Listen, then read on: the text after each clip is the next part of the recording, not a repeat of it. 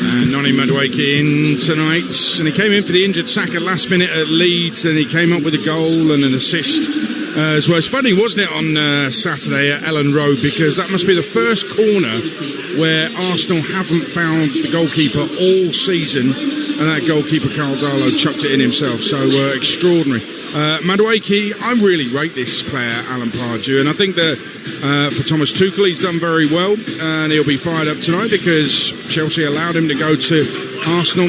Arsenal are reaping the benefits of that. He's a good player, Noni Madueke. Yeah, he's one of those kind of positive players, and he puts a positive vibe on the pitch. When he gets it, he looks like he wants to take the fullback on. He can't wait, and you have to double up on him, because he can go either way. He is a dangerous player, and I think he's really suited to this football club.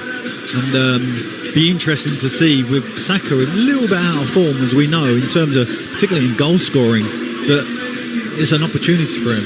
So tonight, and Eze as well, I'll be interested to see if they have any interplay. I can imagine them being quite good pals, similar age and similar kind of credentials, both in the England squad. So be interested to see if that combination kind of works out. But great opportunity for him tonight. Yeah, I want to talk about Eze as well, because it feels from the outside like it's a little bit harsh, but you tell me, he had a bad game at Aston Villa, didn't track Matty Cash for a goal in a game that they lost, and since then he's been in what the Gunners fans call Arteta jail.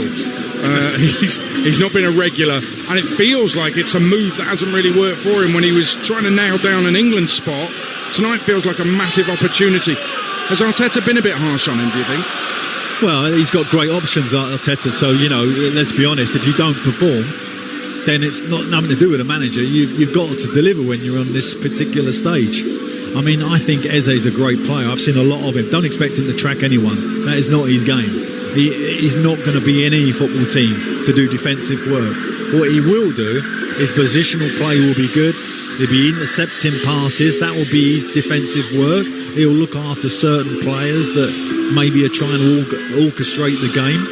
But his great quality, of course, is when he has the ball. And he has tremendous gift of changing his weight so that he can leave defenders for dead. And that's what the Arsenal haven't seen a lot of yet.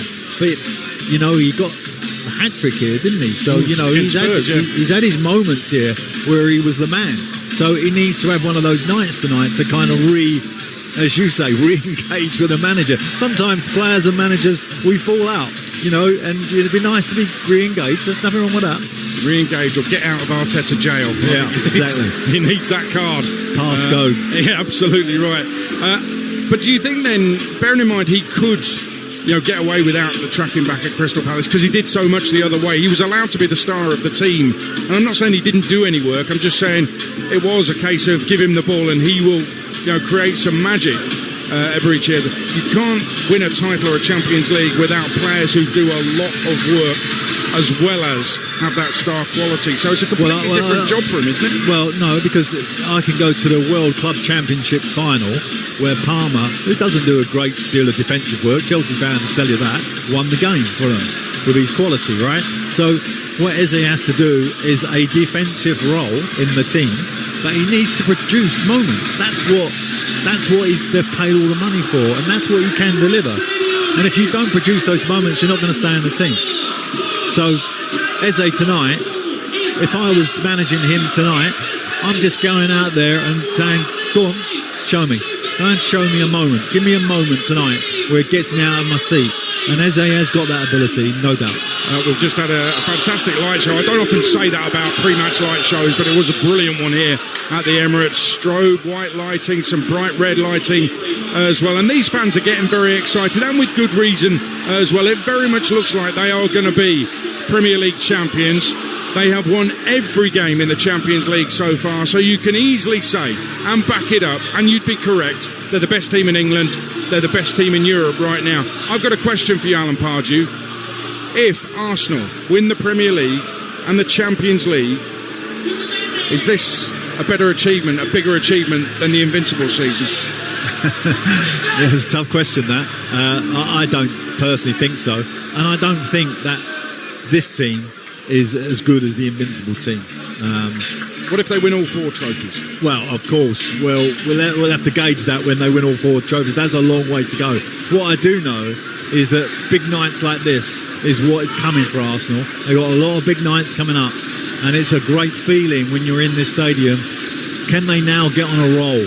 Because this is when you want to be unbeaten, from kind of February onwards. This is where it matters. This is where Mourinho time. This is Klopp time. This is, if you want to win Champions League and win the Premier League, this is the period. And they've got it in them as well. Having only lost the 3 games this season, all by 1-goal margins, they've got it in them to not just go unbeaten, they've got it in them to go on a winning streak, long period of time. And the fans have been waiting for this since this stadium opened, and we're talking 20 years now. They were waiting a long time for a big, big night. And now they're having them regularly. Listen to the noise of these Arsenal fans as the teams make their way out of the tunnel and onto the very wet surface here at the Emirates for this Carabao Cup semi-final second leg. Let me give you some goals that have gone in League One relegation battle. Doncaster lead at Burton 1-0. Luke Molyneux from the penalty spot. Also in League One, Northampton in the bottom 4 under Kevin Nolan. 1-0 up at Barnsley. Nesta Guinness-Walker, whose granddad, Alec Guinness, was in Star Wars. Well, the force is with Northampton tonight. They lead by 1-0. Rochdale looking to go back top of the National League. Lead Boreham Wood by 1-0. Boreham Wood's form fallen off a cliff. Barnet lead Crewe 1-0 in League 2. And in the National League, Woking 1-up at Forest Green Rovers. Doncaster are now 2-0 up. The captain, Owen Bailey, with the second in their game in League 1. Hull, Watford in the Championship, live on Talksport 2 right now. Second Carabao Cup semi, second leg. Man City in control against Newcastle United, and that's live on Talksport tomorrow night. Join me at the Etihad from 7 for that one. Tonight, it's Chelsea trying to do what not many have managed this season: stop the Arsenal. 3-2 to the Gunners from the first leg. Let's bring you the second leg live on Talksport. Arsenal-Chelsea with a man who had semi-finals as a player and a manager. He won them. Alan Pardew alongside Jim Proudfoot. Thank you, Adrian, and a very good evening to you for the 214th episode of the cross-capital rivalry that's been going on for nearly 120 years. A high-profile instalment of a fixture that's graced domestic and European finals, providing a litany of stories and drama. Tonight, it's Chelsea making the 8-mile journey northeast across town, chasing the tie after their first leg defeat that remains the only aberration so far on Liam Rosenior's young reign. He's overseen a thrilling week, wins in Naples and West Ham that saw them triumph by the odd goal in 5 in such differing circumstances. But can he mastermind their most eye-catching victory yet? And they have to win on a ground where Arsenal have been beaten only once in 19 games. The Gunners, for their part, eyeing their first League Cup final for 8 years in a tournament that has eluded them for a generation. Last season they lost the home leg in the last 4. The team they beat the last time they won a League Cup semi-final was Chelsea. This is how the two teams line up. Kepa facing his old club in goal for the Gunners. Timber, Saliba, Gabriel and Nkapie. Rice, Zubamendi and Eza. Madueke also up against his former club. Gyökeres and Martinelli, the front three. 3 changes all told. Chelsea, Sanchez in goal and then a back 3 in front of him for the first time from the start of the game under Rosenior. Fofana, Chalobah and Hato. Gusto, Caicedo, Andre Santos, Enzo Fernandez and Cucurella. And then Joao Pedro in support of Liam Delap up front.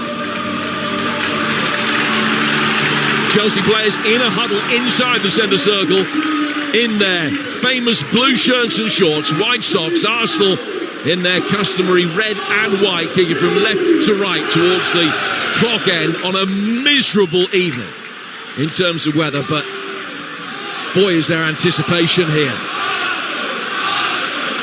It is nearly 40 years since a team that lost the first leg of a League Cup semi-final at home, then won the second and reached Wembley. But that is the size of the task facing Chelsea tonight, and they have to do it away to the league leaders, who hope to move within 90 minutes of their first major honour in 6 years. Peter Banks, the man in charge, checks his watch and gets us underway. 3-2 to Arsenal then, as we reconvene 3 weeks on. And Aretha Malaga sends a long ball forward, headed away at the back by Harto, and as we expected, Alan Pardew, it is back five for Chelsea. Really couldn't have been anything else. No, the way they set up, no real wide players in the side tonight. So, be looking, I think, to play 2 number 10s, really, to get around Delap at the top of the pitch. But it's an interesting start, because the atmosphere in here, Jim, isn't it? Absolutely cracking. As good as I've heard it for a long, long while here at Arsenal. And we will, of course, keep you updated with everything that's going on elsewhere. Remember, Hull against Watford is our live game over on Talksport 2. Hull in third, Watford having just lost their manager over the course of the weekend. And the 2 games in the Championship tonight have both seen early goals. Blackburn won up against Sheffield Wednesday through cash-in. And Maspert Harris got an own goal for Oxford at the weekend, but he scored at the right end tonight. They lead at Sheffield United by a goal to nil. This one 0-0 with a minute gone in the second leg, and Arsenal have possession 10 yards outside their own penalty area. As the ball is played, just forward towards Declan Rice. Zubamendi showing for it now, but it's been played back instead to Saliba. And Saliba will turn it back for Kepa Arrizabalaga, who's got a fair bit of League Cup history with Chelsea. Runner-up on a couple of occasions within his 163 appearances for the Blues. Forward towards Madueke, who played 90-odd. Now Zubamendi, back for Rice again. And Rice will work it out towards the Arsenal left-hand side. It's interesting that out of possession, Liam Delap has started over on the wide right as far as Chelsea are concerned, with João Pedro playing through the middle. It's 5-4-1. Yeah, it looks like Fernandes is going to sort of play a number 10 role on this left-hand side. Delap is going to do it on the right, and Pedro's going to go through the middle. So that's a real kind of gamble, in my opinion, with this Arsenal side. So it's very progressive. They've got possession, the Gunners, with Timber. Play back towards Saliba, and now Gabriel has it. Just a little bit of shadow boxing going on inside the opening couple of minutes here. And the Gunners just work it back towards the edge of their own penalty area again. Forward comes Kepa in his bright yellow goalkeeping kit. Whacks it from the edge of the D. It's a high ball that clears Gyökeres easily and goes through for Robert Sanchez away to our right-hand side. 0-0, still 3-2 to the Gunners on aggregate, with either side having had even the remotest hint of a chance inside the opening 3 minutes. No, and interesting to watch Liam, because he's, as I sort of predicted, really, he's talking to Cucurella when to release, and it's when those wing-backs release to the full-backs is the problem, because if they go too early, the centre half can't get across and pick up the wide player. So it's a bit of a cat and mouse, and that's how it started at the moment. Arsenal are just feeling them out like a boxer would in that first sort of minute, sort of jabbing away without actually throwing any right-handers as yet. Well, the joy that Chelsea had in that first leg 3 weeks ago did primarily come from the flanks, including from Garnacho, who obviously got the 2 goals. Left out tonight, not at his best, as has been well documented at the weekend. The ball played back towards Robert Sanchez. The crowd, with a roar of anticipation, was never likely to beat him and go in. It went 4 or 5 yards to his right, but he had plenty of time to be able to work round that and be able to clear it upfield. Liam Rossigna cutting a really animated figure and trying to talk Mark Cucurella through it. He got there ahead of Timber, who's pulled him to the ground. Referee Banks saw it. Play goes on. Chelsea have still got possession. Now work it forward towards João Pedro. And Enzo Fernandez, 11 goals to his credit this season, takes over. Back from him to Andre Santos. Chalobah in the middle of the 3 centre-halves for Chelsea. To his right for Fofana. Now Andre Santos will pick it up again, watched by Eza, but Chelsea stringing the passes together over the last 30 seconds or so. Still 0-0. Just watching Arteta, because Cucurella, he's one of those, he's like a Robbie Savage, isn't he? Like, he kind of gets in under your skin, and he's already started that. He's gone to the floor, he's hardly touched, and he's been on the floor, and Arteta is seething already. Nice cut tie, here we go. Talking of Robbie Savage, he's at Forest Green, 2-1 down at home to Woking after a thrilling opening 15 minutes in Gloucestershire. A quick exchange of goals there. Forest Green equalising, Woking back ahead within seconds. 5 minutes gone here, and not a chance worthy of the name, with Declan Rice putting his foot on the ball in the midfield. Of course, this suits Arsenal. The fewer opportunities that are created tonight. Got this brilliant home record. Lost here to Manchester United. The first time they conceded 3 goals in a game since a match at Kenilworth Road in the Premier League. A good couple of years or so ago against Luton. They won that one as well by 4 goals to 3. That defeat to Manchester United, the only one they've suffered in 19 games here so far. Ball inside the penalty area, volleyed away by Chalobah. Brought down by Saliba. Nodded by Zubamendi to his right for Timber, who will be able to ride a challenge of Enzo Fernandez. Harto comes across. He effects the block. It wasn't necessarily what he intended to do as he tried to get it away. And then an underhit back pass from Chalobah just caused a few problems for Sanchez. Gyökeres' eyes lit up for a moment, but he wasn't able to get there first. Chelsea clearer comes off Martinelli and goes out of play for a Chelsea throw about 10 yards inside their own half. But Peter Banks is going to come over. Now play has stopped, and he's talking to Timber in the aftermath of that challenge with Cucurella a good couple of minutes ago. Yeah, he's just sort of saying to him, take your hands off him. But Cucurella made a load more of it than was. He actually talked to the fourth official, Cucurella, trying to referee the game. But that's him all over. Interesting that Sanchez off the back three has had 2 or 3 really tricky back passes already. Ball driven away by Sanchez. Goes out of play for a throw that will be taken on the Arsenal right. I talk about Arsenal's impressive home record against top half opposition in the Premier League, though. Here they've only won 2 out of 5. The ball will be worked inside their penalty area for the first time. Saliba got it half clear, and then coming onto it, Liam Delap had a tame left-footed shot that went well wide of the near post. Just a half chance for him, but making the most of a poor chance for a poor touch from William Saliba. Dragged his effort very tamely wide. Yeah, it was sort of half a chance. It was a bad touch, and give Delap the chance to have a swing at it. It wasn't particularly cultured, but half a first sort of real chance of the game. Still 0-0. And you're with Talksport. And also a very good afternoon to you if you're listening in North America on Sirius XM FC, right across the USA and Canada. And we'll also be bringing you the second leg of the other tie tomorrow, Manchester City against Newcastle. The final will be live here on Talksport Sunday, March the 22nd. But tomorrow night, that second leg, Manchester City in complete control against Newcastle. Alan's old club trying to turn it around this time tomorrow here on Talksport from 2-0 down. As Eza plays the ball back to Zubamendi in the midfield, and he'll come through the centre circle, just drift into Chelsea territory. Plays it out to the Gunners left. Eza making a darting run, trying to draw Chalobah with him. The ball has been played back instead towards Gabriel. Gabriel back to his goalkeeper, Arifa Balaga. Chelsea push forward at their manager's request, keeping the line of 5 about 10 yards inside the Gunners' half.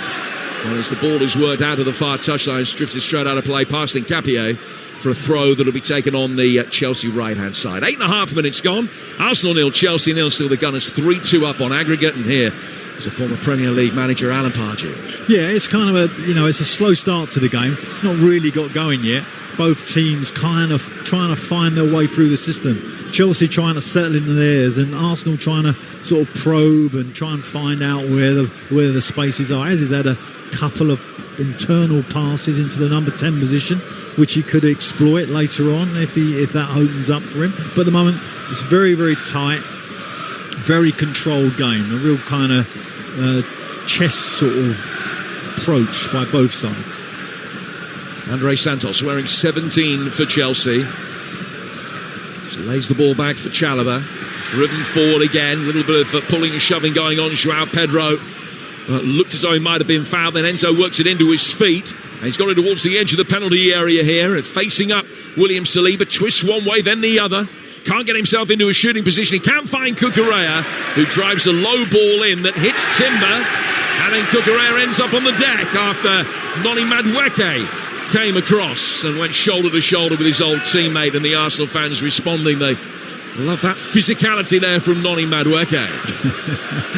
It was a strong challenge from the wide player. There's obviously a little bit of history at the Chelsea training ground, I think. on the back of that approach for him to his old playing partner, Cucurella. But a nice moment from Pedro there. He looks sharp, doesn't he, tonight? Done 2 or 3 things already that, yeah, good. He's never scored in the League Cup, João Pedro, but he comes into this on the back of 4 goals in his last 3 games in all competitions. And a longer run of 8 in 14, which is pretty tidy. And the focal point in this Chelsea attack, as Alan was explaining, with Delap and Enzo Fernandez kind of playing as inside forwards, really, behind him, although Delap keeping more width than the World Cup winner is on the other side. So it's a slightly imbalanced Chelsea formation to try and draw Arsenal out of position. Chalobah's got it, 10 gone, 0-0. Hato back for his goalkeeper.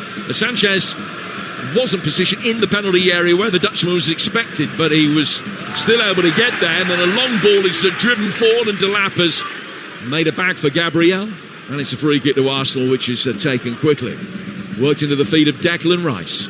Rice looks up, sprays the ball down towards the right-hand side for Timber.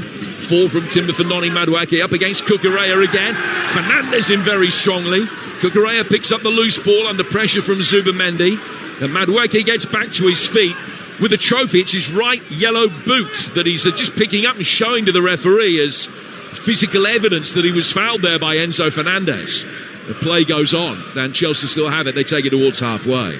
It's got a good little bit of bite about it in the opening exchanges, Alan. Yeah, there's been a few kind of, what you would expect for a London derby, a few kind of physical challenges. But I have to say, Chelsea definitely look confident. There's no kind of, in the system. They look, just shored. So it's a good start for Chelsea. Long ball over the top from Aretha Balagi. Gyökeres was onside, but he had 2 centre-halves converging on him. Whilst Hato watched his run, Chalobah came and picked up possession. And then Gusto sends it wide. And he has picked up that kind of central position that we were talking about in the early stages. Just harking back to the game against Palace, where he pushed forward and he played it inside forward on occasion. Free kick's gone against Chelsea here for a shove by Liam Delap, again showing the physical side to his game. But Gusto's positioning is interesting as far as Chelsea are concerned, because he is coming in from that right-hand side as Delap provides the width and Gusto comes into the middle to provide the extra body.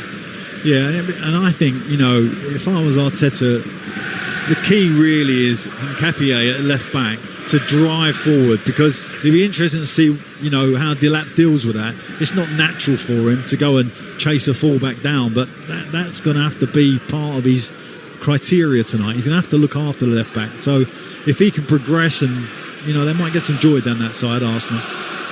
Still 0-0 and goalless as well in our live commentary game over on Talksport 2 between Hull and Watford. And the Gunners in possession inside their own penalty area will be able to bring it out. I mentioned earlier that no team has lost the first leg at home in the League Cup semi-final and gone through since 1987. Arsenal on that occasion lost 1-0 to Spurs at Highbury, then won 2-1 at White Hart Lane. Back in those days it was a replay. The Gunners won the replay. Won't be a replay here if it is a 1-goal Chelsea victory through 90 minutes tonight. We'll play 30 minutes of extra time and then penalties on the agenda if necessary. Kepa Arrizabalaga using the full amount of time that he had with the ball at his feet inside the penalty area before playing out to Declan Rice, who drops back and splits the 2 Gunners centre halves, and then he'll work it forward towards Zubamendi. Zubamendi to Saliba, controlling it in his yellow boots and trying to just entice Enzo Fernandez to make a challenge before working back for Arrizabalaga again. 0-0. Yeah, I mean, as I said, Chelsea look really comfortable at the moment, and Arsenal, whether it's because they have the lead already, they haven't really kind of pushed on to kind of threaten them in any kind of shape. I can't even actually remember too much play in the last third of Chelsea's. It's all been in this middle area and a little bit in Arsenal's box. So, I mean, Liam must be overjoyed with the start so far. And Moise Caicedo comes back, makes a challenge on Martinelli. The free kick's actually been given his way, and Sanchez will come forward to take it. Arsenal haven't reached the final for 8 years. Chelsea have 3 times within that period, but have lost them all. They haven't won it since 2015 when they beat Pochettino's Spurs. Arsenal, for their part, haven't won it famously since 1993 when they beat Sheffield Wednesday and then went on to beat them in the FA Cup final as well a few weeks later. Arsenal with Declan Rice in possession. Gets it out towards the Gunners left for Martinelli. Gyökeres making his way through the middle, then puts the brakes on. Hato sticking with him touch tight. But into play between Nkapie and Martinelli on the Arsenal left. They haven't got the ball in yet. To work back to Declan Rice. Saliba's the deepest of Arsenal's outfield players as he picks up possession. 4 from him towards Timber. William Rossinha applauds the defensive effort. Madueke taking on Cucurella and almost getting past him. He's won a corner. Cucurella dived in, just played the ball. But Madueke, for a moment, looks as though he just got half a yard past him there. But here's Arsenal's first corner of the night. Yeah, something they're pretty good at, right? So we know Madueke, who scored the weekend, I'm pretty sure will be bending this under the crossbar. He fancied himself against Cucurella there. Sometimes in training, you know there's matchups. And he's obviously played against him many, many times. And there's a tactical move by Chelsea here. They've pushed 3 up, so Arsenal have had to react. So there's a lull in this corner. So Liam, this is a typical thing a young manager might do to try and change the emphasis of the corner. So Chelsea now got 3 outfield players right up on the halfway line. So plenty of pushing and shoving going on in the penalty area. And just as the Arsenal quartet were preparing to make their run from deep at the far post, as they love to do, 3 Chelsea players just cleared the penalty area and drew Eze and Rice back out towards the halfway line with them. Now the corner comes in. It's an in-swinging delivery. Arsenal with first contact. Has taken a touch, a deflection on its way through and out for another one, which will be taken on the Chelsea right-hand side, on the Arsenal right-hand side again. The ball swung in towards Nkapie. And must just have taken either a nick or slight first contact from a Chelsea player, but out for another Gunners corner, which Madueke will take again. And the Chelsea players are now retreated back in the box. Now, are they going to sprint to the halfway line again? We'll see. It doesn't look like it. It looks like they're going to stay. No, there they go. So off they go again. So the 3 make their way out. 1 clears the penalty area to go with them from an Arsenal perspective.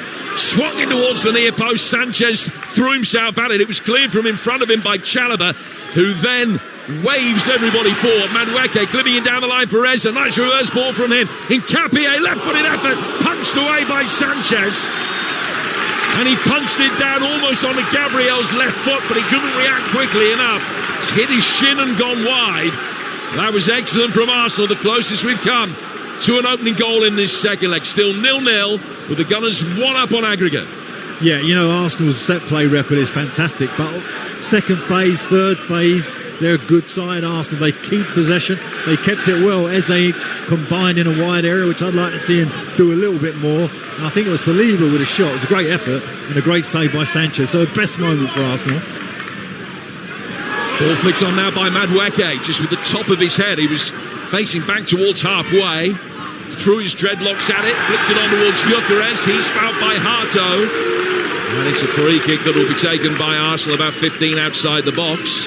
Goals elsewhere. Notts County leading Gillingham 1-0 through Scott Robertson in League 2.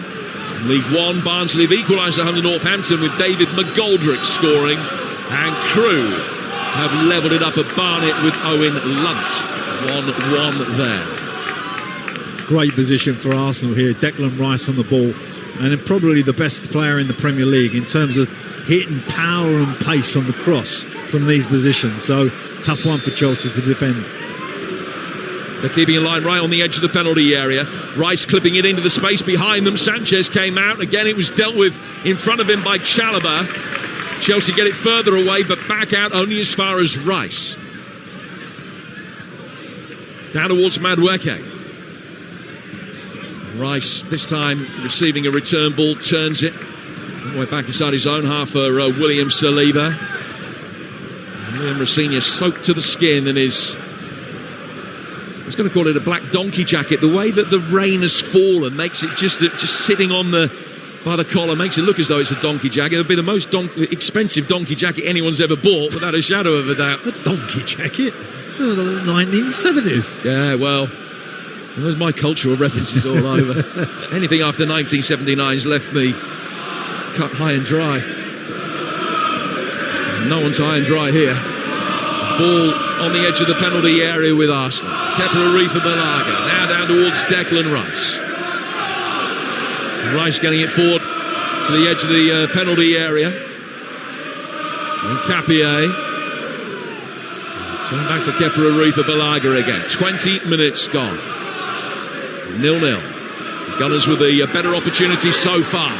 Now Arrizabalaga goes long over the top. Martinelli making a run left-hand side of the penalty area. It's pulled it back, but behind Eze. And the retreating Chelsea midfielders are going to be able to get there first. Andre Santos leaving it for Cucurella. And Caicedo will play it forward out towards the right-hand side for Delap. That was a marvellous bit of play by Martinelli. The whole Chelsea team were quite high and the press was on. And the keeper just hit it long. Martinelli running behind. It was a great strike by the goalie. And he got him in. Kepa got him in. And unfortunately for Martinelli, he just made the wrong choice on the cross. He had 2 or 3 coming. Eze was coming fast. But unfortunately, he couldn't find either of them. Good chance for Arsenal. Now, Delap has been fouled out on the touchline. And then about 15 seconds after the referee put whistle to mouth, there was a collision off the ball between Zubimendi and Cucurella. Mentioned earlier, Peter Bank's last 3 red cards as a referee have all come in Chelsea games. Cucurella got one of those. Man in possession now, Robert Sanchez got one as well. Casemiro got the other. You remember that Manchester United game at home to Chelsea that ended 10-aside earlier this season. Ball headed on by Martinelli again, trying to turn it forward. Chalobah, he ducked his head in the nick of time. So it looked as though Martinelli was going to be able to knock it past him. Just waited for the ball to sit up, and it very nearly didn't in time. Martinelli herring after him, just couldn't quite nudge it past him. Ball played back to Sanchez inside his 6-yard box. Chalobah lets it run across his body and he clears. Joao Pedro trying to make something of that. Did well, and he was just fouled by Saliba. Yeah, did very well actually, because there was a little bit of pressure from Arsenal there. They went for the press, won it back. Gyökeres, who's done a little bit, of criticism from Arsenal fans for his all-round performances, but his physical presence at times creates opportunities, and it did there. He just held a centre-half back and it made a half a chance for Martinelli, and it just didn't break for Arsenal. But just trying to flex their muscles a little bit, Arsenal. Boos tell you that it's Marc Cucurella in possession. Well found by Enzo Fernandez. Gets the return ball. The Argentinian goes back for Hato. A little bit of momentum taken out of the Chelsea attack. They got themselves to a good position near the edge of the Arsenal box, but have worked it all the way back and out now towards the right for Liam Delap. On the edge of the centre circle is Fofana. And Fofana rolling his studs over the top of the ball. Options not really readily available for him.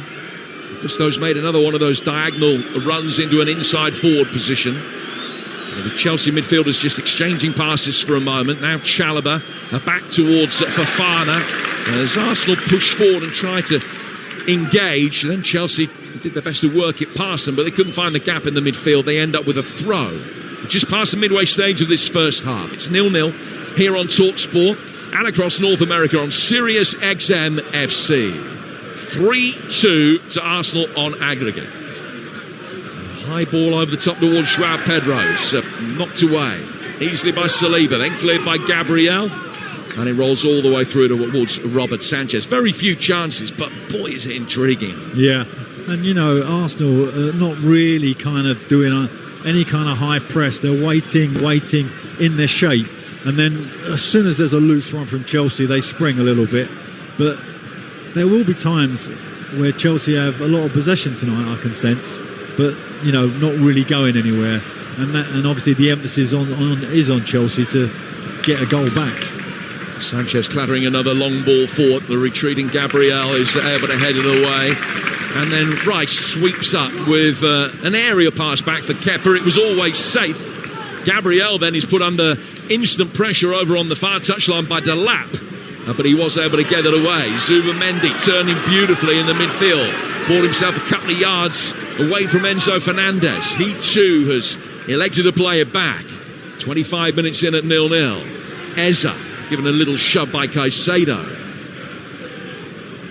Down towards Saliba, to Timber. Timber to Madueke. He's put under a bit of pressure from Hato, and he too is forced to work it back to his goalkeeper. Joao Pedro stumbles as he tries to press. That makes it easy to get away. Riso's given it away. Straight ball through the midfield. Couldn't get it past Andre Santos. A little 1-2 between him and Delap. Caicedo coming onto it.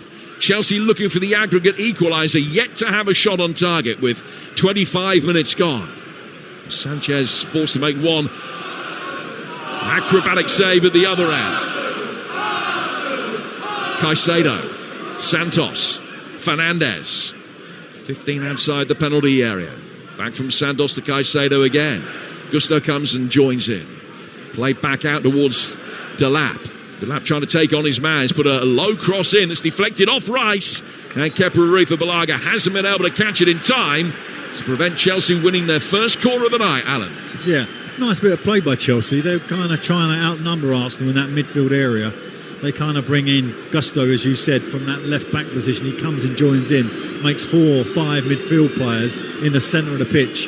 And then when they done that little bit of interplay, it went out to Delap, who tried to, take him on down the outside and get a cross in. But his cross has been deflected out for a corner. But a nice moments for Chelsea. Sheffield United back on level terms at home to Watford through City Peck. 0-0 the Hull Watford game live on Talksport 2. This one goalless as well. In comes Chelsea's corner and headed away from the edge of the 6-yard box amidst the jockeying for position. Then fired back in again looking for Fana. That's cleared. Edge of the penalty area. Chalobah cutting across it. Shanks it with his left boot and puts it way wide of Kepa Arrizabalaга's left-hand post. And he's retrieved it quickly. Side-footed it forward swiftly for Timber. And Timber now can bring it into Chelsea territory. From him to Madueke. Madueke is playing the 200th senior game of his career. Fouled by Cucurella. Looks as though the referee had let that go for a moment. Madueke still down. And then whistle went to mouth. Cucurella was stopped, and an angry reaction from him and from Liam Rosenior, who turned away in dismay to the coaches behind him on the bench. Definitely a decision by the fourth division there. He obviously got the mic on, and the referee said play on. And the fourth official has obviously called it in, because it was a foul, I thought. Cucurella and Madueke, looks like a great little competition. Something that they probably did at the Chelsea training ground, which no one ever see. But we're seeing it live tonight. So it's nice. But he's nicely made himself the villain of the piece, as normal. Everybody at the Arsenal is having a moan up at Cucurella. Yeah, you get the impression that some he people enjoys it. being... I think he enjoys it, don't you? Yeah, probably brings that little bit more out of him. Enjoys being cast in the role of pantomime villain. He's nothing more than that. 0-0 with 28 minutes gone. 3-2 to Arsenal on aggregate. Eza out of the Arsenal left for Nkapie, slid down the touchline. Rice made the run forward, but Gusto cut out the pass. And then Andre Santos goes back to the edge of his own box, where it'll be a word by Fofana to Chalobah, the tallest of the 3 Chelsea centre-halves. Back from him to Hato, to Santos, and then to Chalobah again on the left-hand side of the penalty area now as he controls the ball. A notable score in non-league. Macclesfield 3 up at home to Kidderminster in the National League North. They're back in FA Cup action at home to Brentford on week Monday, 16th of February. And it will be live here on Talksport and also on Sirius XM FC in North America. We'll bring you full coverage of nearly every FA Cup game over the course of the weekend. Enzo Fernandez threatening to take a free kick quickly for Chelsea. Stopped from doing so by the referee, primarily because he was taking it from the wrong half of the pitch and has stolen about 15 yards. No, I've got a little bit of a problem at the moment with Eze, because if you're going to play number 10 at the Arsenal and you're just going to stay in the number 10 position with 2 holding midfield players that Chelsea have, you're not going to get on the ball. And he's hardly been on it, Eze. He has to go wider and join in with wide players and overload wide areas if he's going to see some of the ball. And this is something that's followed him at Crystal Palace. I thought he didn't do that enough. So I fear for him in this game. He'll get subbed if he doesn't start doing that. Here's Malo Gusto on the Chelsea right. Ball in has taken the deflection and is cleared by Arsenal out towards Martinelli, and then he's been pushed by Fofana. And it's a free kick that'll be taken on the edge of the Arsenal box, but only after the Chelsea man tried to run away with the ball. It didn't incur the wrath of the referee. Plenty of harrying and tenacity from players of both sides. You heard a big roar when Alan was speaking as Martinelli's work rate just exemplified what this means to players from both teams. Half an hour in, 0-0 the score. They have met in 6 previous League Cup ties. Chelsea with the historical edge. They've gone through on 4 occasions, Arsenal twice. Arsenal beating Chelsea in the semis in 2017-18, winning 2-1 here after a goalless first leg. It was Granit Xhaka that scored the aggregate winner when they met in the semis then. Arsenal getting through to the final, but losing it. 31 gone. 0-0. Jurrien Timber. Gabriel. Now Rice has it again. Saliba's just peeled out of the right for a moment, with Timber playing at right back, ending up at left back in this passage of play. Zubamendi's got it now. Gabriel. Madueke just waiting for the moment, waiting for the ball to be played over the top so he can try and run down the touchline and steal a march on Cucurella. And he's just tiptoeing in from the right-hand touchline, still waiting for the ball to be played. Ez has got it at his feet at the moment, looking for options. Lays it off for Zubamendi just ahead of him. He plays it down to the right-hand side for Saliba. Madueke still waiting for the ball in defeat and getting increasingly frustrated at the lack of service that's coming his way at the moment. Back again for Timber. Now he goes to Noni Madueke. Cucurella almost on his toes. Madueke dropping his shoulder, swinging the hips and trying to get the ball inside the penalty area, but he couldn't get the run on his former teammate on that occasion. Then when it's clear, there's a collision between the 2 number 20s and Madueke's foul, Joao Pedro, to give Chelsea a free kick just outside their own box. 0-0. Yeah, the pantomime villain, don't make no mistake, he's a proper player. I mean, he's done brilliant there. Madueke, obviously, he had a chance to take him on, and he went for it, threw a couple of little dummies. Cucurella weren't buying any of it. Then he tried to get a cross on the inside with his left foot, and Cucurella stopped it. He's a great defender outside of the theatricals. Gabi Jesus just being sent out to warm up for Arsenal, by the look of it, with 12 minutes to go to half time. Declan Rice has got the ball at his feet in the heart of the midfield. And he turns, and then he's chipped one over the top for Madueke, who's able to bring the ball under control, and Marc Cucurella very quickly on the scene again. Initially it was Harto who was trying to deal with him. Cucurella dived out there and forced Madueke back. Rice has got it, just tries to win a throw, flicks it into Andre Santos, who turned and gave him the evil eye, really looked at him, eyes out on stalks there.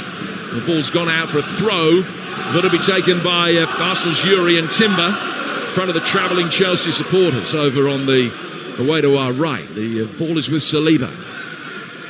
Saliba to Gabriel.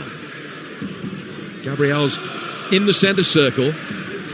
Chelsea will push forward again and then go back to their goalkeeper. Alan, you made an interesting point before the game started. You talked about the bravery of the selection from Chelsea as it's worked forward again inside the penalty area. Martinelli trying to get a shot in on the turn, and Gusto just stood his ground, and Sanchez was able to come out and make the save. But again, it's one very quick ball over the top that threatens to cause problems. There's Martinelli again. It's twice. The best opportunities have fallen when Martinelli's just running blindly behind. Gusto got caught out. Quite fortunate, I thought, to get out of that. It was a good chance for Arsenal. Here's Caicedo. Forward towards halfway, looking for Delap, only finding Gabriel. Gabriel down the line. Now they've gone in behind Gusto this time. Right-footed shot comes from Victor Gyökeres. That's blocked. Goes out towards the far side, and the offside flag comes up as expected. I think Martinelli knew that he was offside, almost made no attempt to play the ball to start with. That is, he's in Capia, I beg your pardon. Then he's kicked it away, just rolled it over the line. But it will be a free kick. But yeah, the point I was going to make, you talked about Liam Rosenior's brave team selection. Has he been justified in what he's done from what you've seen through the opening 35 minutes? Yeah, I think Chelsea have been terrific. And if you've never seen a Premier League game before, if you're a manager in, say, I don't know, Belgium or somewhere, and this is your first Premier League game, you'll be startled by the physical presence and the power and the pace that's been on this football pitch. It's still 0-0. Okay, we haven't had a lot of goal action, but there's some real kind of physical attributes to this game. And Chelsea have matched Arsenal in that, and they can be proud of that. But there's still obviously a long, long way to go, and Chelsea need to threaten a little bit more if they're going to win this. But Arsenal at the moment are getting as good as they're giving. Well, the Gunners have got it on the edge of their own penalty area with Saliba to Zubamendi. Saliba on again towards Timber. Timber with a pirouette and then another, trying to get away from Enzo Fernandez in the midfield. When he does turn, he can play it forward towards William Saliba. Saliba within 10 yards of halfway. Looking to clip it forward, he's just giving it away towards Andre Santos. Now Joao Pedro can turn, works it forward towards Delap, but Gabriel was there first and slams it upfield. Our live game over on Talksport 2 has reached half-time. It's Hull against Watford. Alan Biggs with the details. Alan? It's Hull City 0, Watford 0. Watford nearly all the possession, most of the very few chances. Imran Louza just wide. Georgi Chakvetadze with a 25-yarder saved by Panda. Hull finally testing Selvik in the other goal just before half-time with a Charlie Hughes header. It's Hull 0, Watford 0. Thank you, Alan. And the second half of that game, our live featured championship game tonight, live for you on Talksport 2. Yes, Marc Cucurella's got the ball at his feet now with 9 minutes to go to half-time. Chalobah inside the centre circle, out to his rightful Fana. From him to Gusto on halfway, and that turn back again. And the indication from Chalobah to his teammate is to use Robert Sanchez. In terms of the stats, a possession very slightly in Arsenal's favour, not much in it, 6 percentage points higher, 53-47. 3 shots to 2. It's the Gunners that have had the only attempt on target so far in Capier's effort, which was well beaten away by Sanchez. Arsenal have got it now. Work it down the left for Martinelli. Fofana is quick and comes back, turns it away and gets it out towards Caicedo, and he can build from the back. 8 to go to half-time. 0-0 the score, with Andre Santos finding Enzo Fernandez here. I mean, Eze really needs to be careful here, because this is an opportunity for him in this game, in this fixture, and he hasn't been involved enough. So I'm pretty sure Arteta will be sitting him down at half-time and instructing him to get on the ball a little bit more and try and get out of that little area, little pocket that he's playing in, because at the moment Arsenal not really creating anything. A couple of long balls and that's been it. Short of goals, Berchiesa recently with 13 goalless games since the hat-trick in the North London derby. Cemented his place in Arsenal folklore, but hasn't really been able to make too much of an impact in matches since then. Here's Liam Delap on the Chelsea right. Quick exchange of passes with Gusto. Right-footed cross is blocked and goes out for a throw, which is about 12 yards from the Arsenal corner flag. It's been taken much deeper than that, actually, by Gusto. They've thrown it back towards halfway. Chalobah, 7 to the break. 0-0 and 3-2 on aggregate to the Gunners. Santos goes back for his goalkeeper. And Liam Rossini puts both hands in front of his face. He's telling his keeper to calm things down. Santos again. Played forward towards Delap. Delap thought he was caught. Referee didn't. And Martinelli's going to be able to bring it away. Caicedo's across there. Got past him, but Fofana shuffled across. He should be able to deal with the threat. Threatened to pass it forward with his left. Clipped it with his right. The other way round, Martinelli, to get Chelsea out of trouble at the back. And now Malo Gusto will bring it forward. Gusto over the halfway line. Delap to his right. Cucurella wide on the left. There are 2 balls on the pitch, actually. There's another about 10 yards from the corner flag that now the officials have seen it. Is going to have to be removed, and Joao Pedro will run forward about 30 yards. I say run, walk languidly forward 30 yards for kicking it out of play. And play will restart with the drop ball going Chelsea's way on halfway. 39 minutes gone. Well, I mean, Liam must be overjoyed with this first half, because Chelsea have subdued Arsenal with this system and the way that they've approach the game, because physically and athletically they've been superb.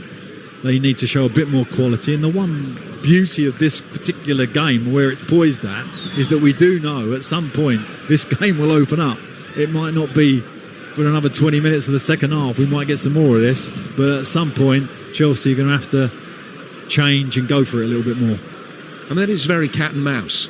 Yeah, and Chelsea, have come here to really kind of ask questions of Arsenal without really threatening them. They're making it frustrating for Arsenal, and that's not a bad thing to do when you've still got 90 minutes of football. And still, what have we got? 50 minutes left. A long way to go. Yep, hanging in there.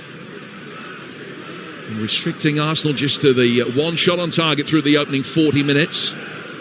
And whilst the aggregate deficit is just the one, Chelsea will feel that they've got an outstanding chance of at least taking this to extra time. Enzo Fernandez will work it forward, and Cucurella, making a movement ahead of Saliba, has forced the Frenchman to play. It's gone out for another Chelsea corner. Yeah, Fernandez come out and wide and doubled up out here and just created a little bit of room. Cucurella, the centre halves had to come across and give away a corner, so an opportunity for Chelsea. And as good as Arsenal are at set play, they're a giant side. I mean, as good as they are scoring from them, they're brilliant at defending them. So, even set plays are difficult for Chelsea. Peter Banks telling the players inside the 6-yard box to desist from the grappling and the holding that is going on. I think it's Joao Pedro that's front and centre in that. It's going to be Enzo Fernandez that's going to take this corner from the left. He's clipped it in, it's punched away. And punched away very effectively by Kepa Arrizabalaga. And then Madueke got a second touch on the edge of the knee as it dropped, and he can half volley it out for a Chelsea throw. Throw that again they've taken quickly. 3.5 to go to half time. There's not going to be an awful lot of time to be added on either. No, and when you come away at a big club like Arsenal, whether it's in the Cup or in the Premier League, you've got to silence the crowd, and Chelsea have done that. I mean, as we're talking, there's still 5-6 minutes left. Half the stadium's gone to the concourse to get on the beer run and the hot dog run. So, job done by Chelsea really in terms of the first half. Yeah, it's a night of attrition up to this point. I wonder whether the second leg of the other semi-final will be similar tomorrow. We'll find out together. Manchester City against Newcastle. City 2 up from the first leg. It's live on Talksport. The build-up starting at 7 ahead of an 8 o'clock kickoff tomorrow evening. Kepa Arrizabalaga with the ball at his feet on the edge of his own 6-yard box. Down from him to Saliba. Madueke controlling it on the half turn. Nice diagonal ball forward, but Caicedo did really well to win it. And it's a clever ball by Hato, finding Cucurella. Enzo Fernandez, right-footed, good save. He'd have expected to stop that. Kepa Arrizabalaga threw a right hand up in the air and beat it away. But that was Chelsea's best moment of the game so far, to just open up. Hato, Cucurella, and then Enzo Fernandez, who, looking for his 12th goal of the season, couldn't beat the goalkeeper. Well, I'm surprised, because I thought Fernandez was going to score there. He was 25 yards out, but that was perfect for him. He had time to set. There was a turnover. It come to him, broke to him. He's about 28 yards out. And I thought to myself, he's going to score here. And he didn't quite catch it. And the keeper managed to make a save. But a great chance for Chelsea just before half-time too. Should have done better, really. Sorry, Alan, sorry. He's scored in his last 3 games. 6 in his last 10. Enzo Fernandez, but he couldn't get the whip on it. Couldn't start it wide enough to beat the goalkeeper. Correct. Arsenal have it. Just over a minute to go to half-time. Eza. It'll be interesting to see if he comes back out for the second half, or whether Mikel Arteta potentially might decide that he has to make changes.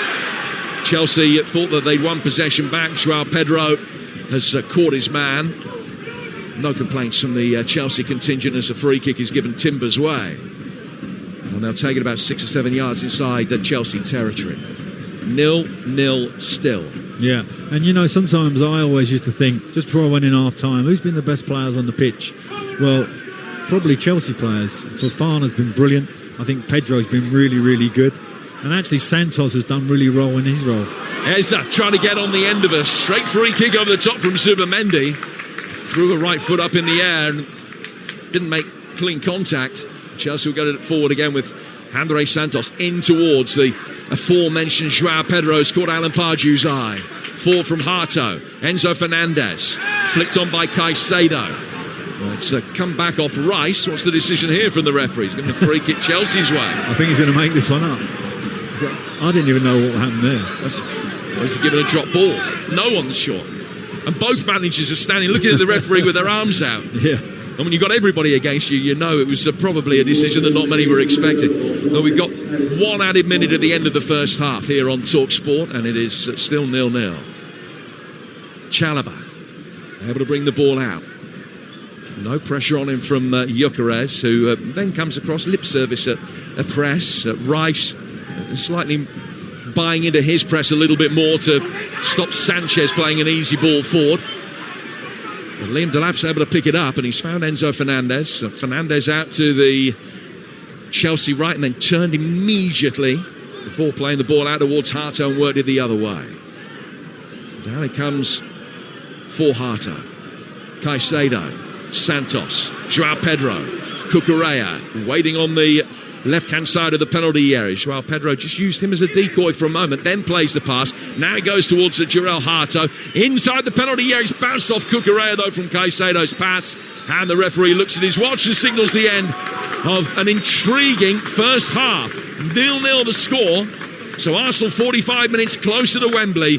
But Chelsea will be delighted with the way this is going. They haven't created an awful lot, but they've done well to silence the Arsenal faithful and restrict the number of opportunities that the home side have had. 0-0 at half-time in the second leg. Still 3-2 to the Gunners on aggregate. And still in the balance. And Chelsea have played well enough to suggest that they could cause some damage in the second half. I think they've been the better team in that first half by and large.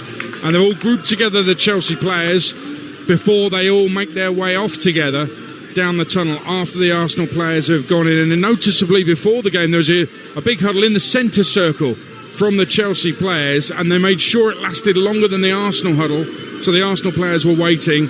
So they were trying to play some mind games before kick-off, and now they're trying to play some mind games at half-time as well. But Alan Pardew, let's talk about that first half, and I want you to sum up what the problem is with Eze in that first half, because towards the end of the half even the Arsenal fans were getting on his back. Yeah, well, the issue you have in Premier League games, particularly now, is when you have two holding midfield players, there's no really room for the number 10. There's no space there, and you've got quality players there today. You got obviously Santos and Caicedo. Now, Caicedo is one of the best in the world in terms of covering that space. So you have to go wide. That's the only option for you as the number 10. You have to go and play with the wide player, double up with him, and cause problems wide and take one of those central midfield players out of that space. And sometimes they won't even go out that space. You'll be out there on your own. Now, if he hasn't done that at all in that half, and therefore, in my opinion, he's in danger of being subbed here at half time. Now, I think it's when I'm thinking about both managers here, where they both are, obviously Arsenal still leading by a goal. I think both teams will come out as they are, because Chelsea have done terrific. I mean, there's no doubt about that. They've been the best side. They've got 3 or 4 of the best players on the showing in the first half. So Liam will send that same team out for the second period, and will open it up a little bit more as the game goes on. But for Arteta, probably he'll stick. I think he'll stick because he's got a goal lead, and try and get a bit of better performances out of the lads he's got. But Eze definitely needs to do something different. Yeah, and maybe that little bit of guidance at half-time from Arteta might make a difference with him. On the Chelsea system, the defensive system they've got, I think it's been exposed with that long ball over to Martinelli, because there seems to be a bit of disorganisation among the Chelsea defence when that ball happens. Yeah, well, Martinelli comes off that left-hand side, comes internally, and then he kind of goes between the centre-back and the right side centre-back, and twice he's got in that gap because the right side centre-back is too wide. Now, that has been their best opportunities, really, other than the set plays. So, I mean, if someone offered me that as Chelsea manager as their only chances, I'd be delighted. So, yeah, I mean, Arsenal have probed. They've been patient at the back, tried to get Rice on it, tried to get through. Eze hasn't really been involved in that game at all in terms of build-up. So, again, you could argue, So that's why I think the fans are getting on him a little bit for all around us, because he hasn't contributed offensively and he hasn't contributed in the build-up. So, that is a problem for the home team. Chelsea, there's no doubt about it.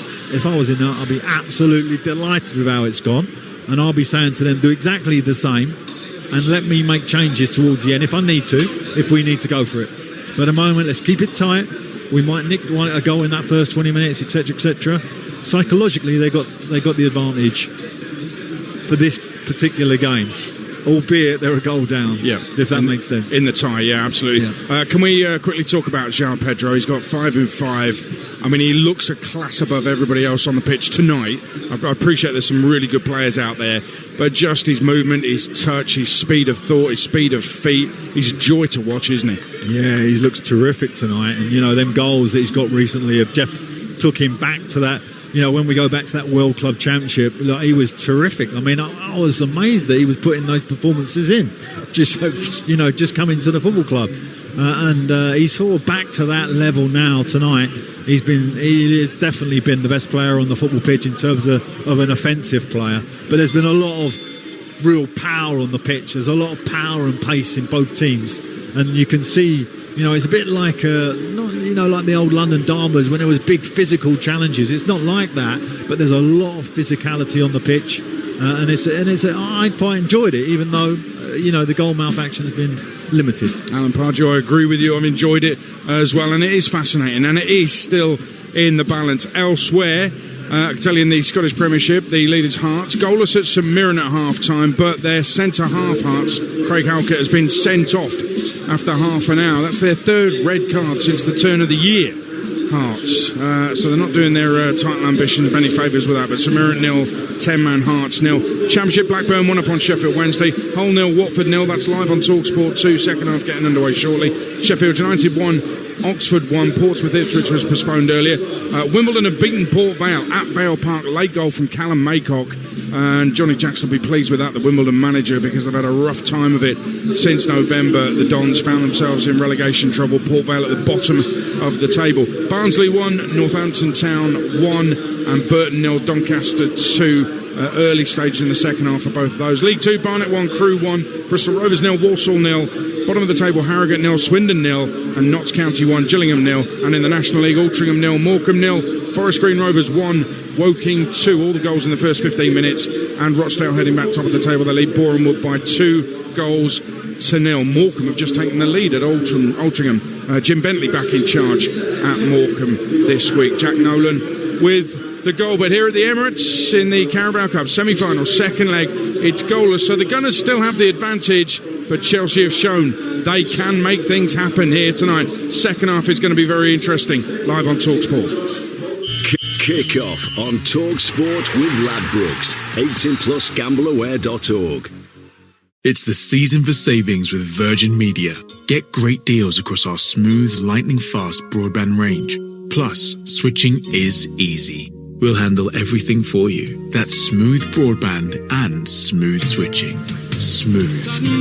Like a walrus on a speedboat powering through open fjord waters. Yeah, that's smooth. Visit virginmedia.com. New customers only. Virgin Fibre areas. Restrictions and credit checks apply. Ends 4th of February. Terms apply. Kick off on Talksport with Ladbrokes. 18+gambleaware.org.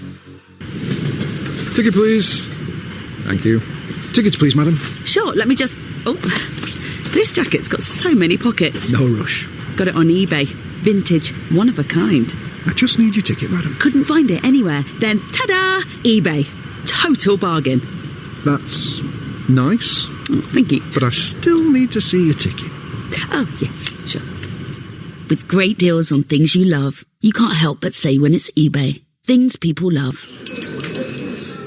I remember holding her for the first time. Now, I'm about to walk her down the aisle. Moments like these deserve to be seen clearly.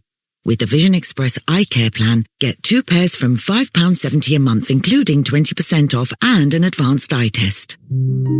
Vision Express. Step out with confidence. T&Cs apply. Interest-free loan subject to status. VE is a credit broker, not a lender. Representing Adaro Optics Limited. Authorized by the Financial Conduct Authority. Minimum 24-month term.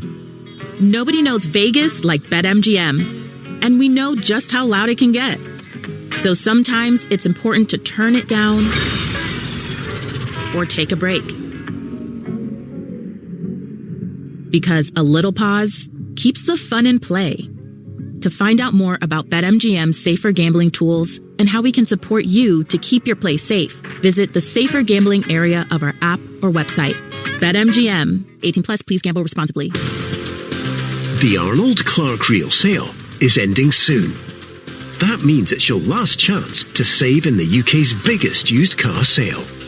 With only a few days left to shop, now's the time to find your next car. It only happens once a year, and it must end very soon. Visit arnoldclark.com to see why it's the biggest used car sale in the UK. When you switch the family's unlimited plans to Vodafone, you save. So while Nan's learning to voice note, can you hear this? Is this on? You're saving. While your daughter's setting a new high score on her favourite game. Get in! You're saving. While your son's video calling his crush for 3 hours. I love you, Mom. You're saving. Save more when you switch your family's plans to Vodafone with Vodafone Together. Eligible plans from the 30th of October. Credit check and terms apply. In a world of noise and uncertainty, IG is the investment platform that backs you. Take our flexible stocks ISA, which gives you the freedom to withdraw funds anytime and replace them in the same tax year, all without losing your £20,000 tax-free allowance. And if that's not enough, pay no commission on your stocks, shares and ETFs when you invest with IG. IG. Trade, invest, progress. Your capital's at risk. Other fees may apply. Tax treatment depends on individual circumstances and is subject to change. Have a bet, take a punt, have a bet, bet, bet. Have a bet, take a punt, have a bet, bet, bet. Have a bet, take a punt, have a bet, bet, bet. Have a punt, have a bet, bet, bet. Enough!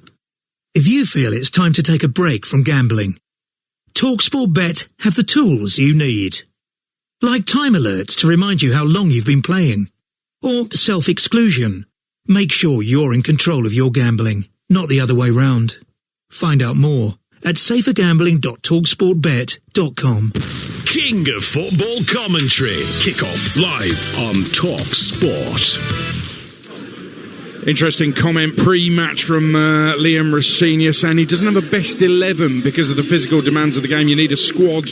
You need to use the players in the correct way to challenge over the course of the season. That's basically his answer ahead of the questions from Chelsea fans tonight about Reece James not being involved this evening. Maybe a little bit of an injury, but can you play through an injury in a semi-final? Well, no, not tonight. He's not involved. It's goalless at half-time. Chelsea still in it, but 3-2 down on aggregate. Let's get the half-time odds with Ladbrokes. Odds update on Talksport with Ladbrokes. Get a free bet every week of the season and a big boost every day.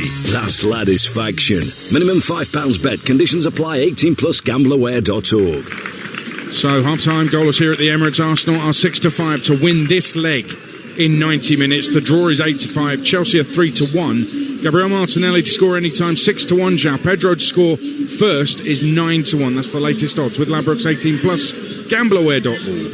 Odds update on Talksport with Ladbrokes. Get a free bet every week of the season and a big boost every day. That's Ladisfaction. Minimum £5 bet. Conditions apply. 18 plus gambleaware.org. It's just a nightmare. My life's complicated, Gav. I need a new body. I need new organs. Are you saying I've got hippo hips? Yeah, Liverpool just 4 points behind Tottenham now. 4 points. I've got a defibrillator just in case things go wrong. You're talking out You're dirty. This, I'm sorry, is an absolute scandal and a disgrace. Go! You've got the power to know you're indestructible. Always believe in gold. Always believe in your soul. You've got the power to know you're indestructible. Always believe in. He is back. Alan Brazil back on Talksport Breakfast tomorrow morning from 6 a.m. He's indestructible. He'll have the Rangers icon Ali McCoist alongside him. What a pair in Brazil and McCoist. And they'll be joined on the show by 8-time major trophy and 2001 Ballon d'Or winner Michael Owen on the show tomorrow. They'll also be joined by England Rugby World Cup winners Martin Johnson and Jason Robinson, as well as content creator and Arsenal fan Piers Morgan. That's tomorrow, 6 a.m. Brazil and McCoy start on breakfast. Jim White, Alex Cook and Gabby Agbonlor live from St James Park tomorrow as well, ahead of the Premier League darts. Guests include Steve Bruce, Stephen Bunting, Luke Humphries is on, the Newcastle United CEO David Hopkinson on as well. That should be a great show. 10 till 1 tomorrow. Cole Palmer, by the way, still in his big jacket, his Wenger-style coat, has just come out from the dressing room and come out for a little warm-up with the rest of the Chelsea subs, which is an interesting one. And I'm also keen to ask Alan Pardew about Liam Delap in that first half. He kind of played out on the right wing, didn't he, with João Pedro going through the middle. I have to say, I wasn't particularly impressed with Liam Delap in the first half. Listen, it didn't cost a lot, so it's a low-risk one for Chelsea, but personally, if I was a Chelsea fan, I'd rather Esteval was out there causing some damage. Yeah, I mean, he's been disciplined in his role. He's done, I think, what the manager asked him to do. But, you know, offensively, it doesn't suit him. I think there's a couple of times he's got it, trying to get it out of his feet and get crosses in. Both have been blocked. But he hasn't really got the attributes to play down on that side of pitch at this level. But, you know, he's done a professional kind of role, and that's about as best as I can put it. Well, Cole Palmer, I mean, this is weird. He came out for like a warm-up that can't have lasted more than 90 seconds, 2 minutes. Now he's gone back in. Does that mean he's coming on? No, I don't think so. I think that's a Cole Palmer warm-up, that was. Yeah, I mean, listen, they talk about there not being any Mavericks anymore. He's definitely one of those, isn't he, Cole? And all the good for it. I mean, there's not enough of them, in my opinion. So, you know, I love him as a footballer, but it's a shame we ain't seeing him tonight. It'd be nice if he does play a role, but we'll see how it evolves. It's interesting because I was asked earlier today who I actually enjoy watching the most. And it is those sides with the Mavericks, Bruno Fernandes at Manchester United, Esteval and Cole Palmer at Chelsea, in terms of like being entertained by players. And I think it's still an important thing to a lot of us. Oh, absolutely. I mean, it is what the game's about. I mean, it used to be tagged a beautiful game. It can be an ugly game at times, but Esteval and Palmer and people like that, you know, are terrific footballers. I actually think Esteval is one of the best young players I've ever seen. So, you know, his kind of development at Chelsea is going to be interesting to watch. But, you know, the team that they have at the moment on the pitch is functioning well. And I said, you know, I don't think there's any changes. It looks like the same side. And I think I would have stuck with that if I was Liam. Yeah, Liam Delap, the Chelsea players back out, waiting for the Arsenal players. Liam Delap ran straight out. He's out there in the middle. He is going to be starting the second half. He had a big conversation with João Pedro, and they were talking tactics, it looked like anyway, just in the centre circle. But they're kicking the ball about as the Gunners players make their way out. A couple of goals to tell you about in the National League. Rochdale 3-0 up against Borehamwood now. Forest Green have equalised against Woking 2-2. Alty have equalised against Morecambe. That's one apiece. Now Forest Green have gone 3-2 up on Woking. Robbie Savage's recent signing, Ricardo Rees from Merthyr Town, with the goal to put Forest Green 3-2 up. We're waiting for goals here at the Emirates. Arsenal 0, Chelsea 0, but the Gunners 3-2 up, and as it stands, heading to Wembley for a cup final. Second half on Talksport with a man who was once crowned Premier League Manager of the Season, Alan Pardew, alongside Jim Proudfoot. Who wasn't? Kepa in goal for Arsenal. Timber, Saliba, Gabriel and Nkapie the back four. Eza, Zubamendi and Rice in midfield. Madueke, Gyökeres and Martinelli the front three. Chelsea with the back five. Harto, Fofana, Chalobah. Gusto, I beg your pardon. Fofana, Chalobah, Harto and Cucurella. Then Delap playing wide on the right-hand side. Caicedo and Andre Santos in the heart of midfield. Enzo drifting around and João Pedro playing up top.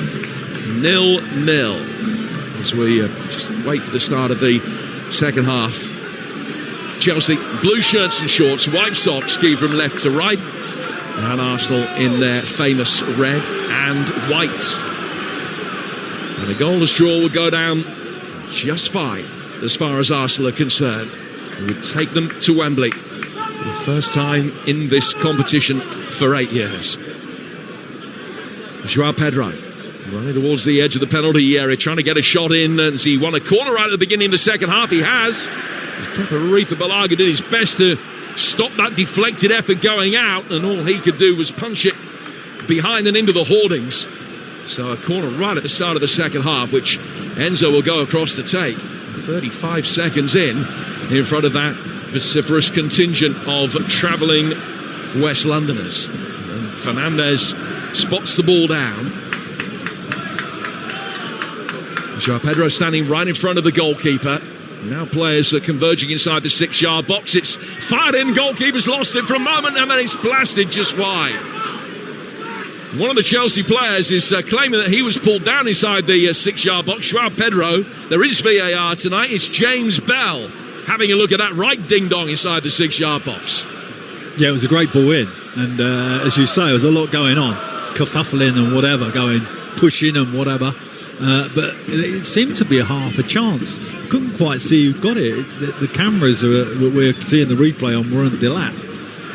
But it was bouncing around, bobbling around. You don't want that in the first 5 minutes of a half at any stage. So again, Chelsea just flexing their muscles. Yusufa Kamrich on loan from Tottenham's giving Bristol Rovers the lead at home to Walsall. 1-0 to the gas on the hour mark in that game in League Two. The high ball down the Arsenal left is misdirected over Martinelli's left shoulder. On the basis he was right on the touchline, went straight out of play for a throw. Rice from the quickly taken throw, dispossessing Caicedo. Gyökeres trying to make the most of his foul. There's Martinelli making his way. Chalobah coming back to defend, flicks it into Martinelli. Got there first and make sure it hits the Brazilian and goes out of play for a goal kick.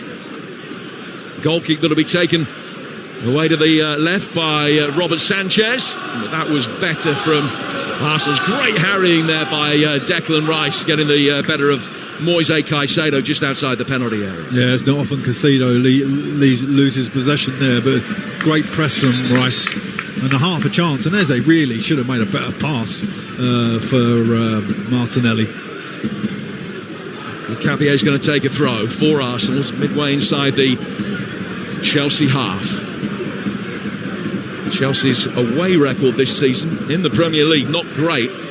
They've played 6 games away to sides in the top 12 of the Premier League in the league this season. They haven't won any of them.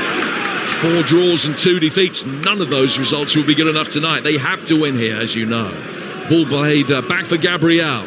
Gabriel can take it on. He's got Rice ahead of him. Slightly more advanced positions being taken up by Declan Rice at the beginning of this second half. Zubimendi's got it. 4 towards Eze.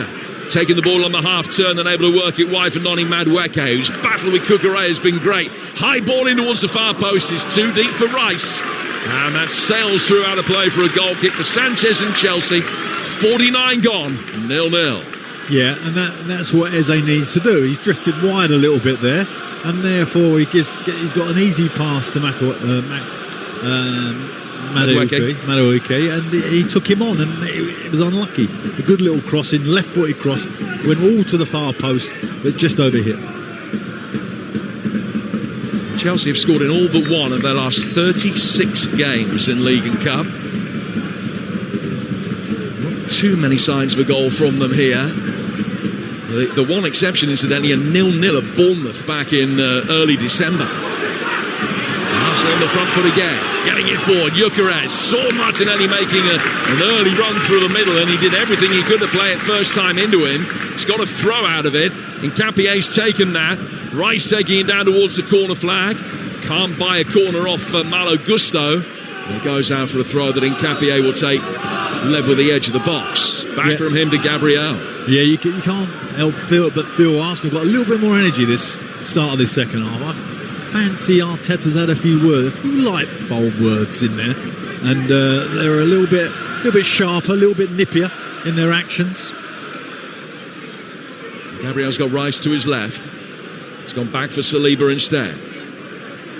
Now out towards Yuri and Timber. Timber under pressure from Cucurella. Back to the edge of the D for Saliba.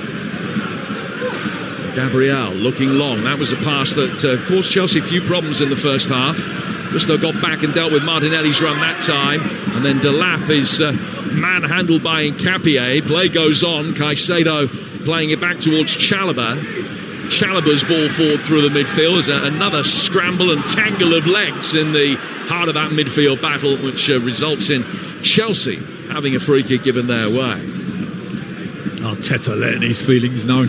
He's starting to get animated in that box, which we know he does from time to time. I'd be slightly pleased if I was him. I think the Arsenal have come out looking a little bit sharper. Now Gusto's been caught in possession by Martinelli, and Fofana had to get in there. Been 4 or 5 occasions already, Alan, where it's been some not quite last-ditch defending from Chelsea players.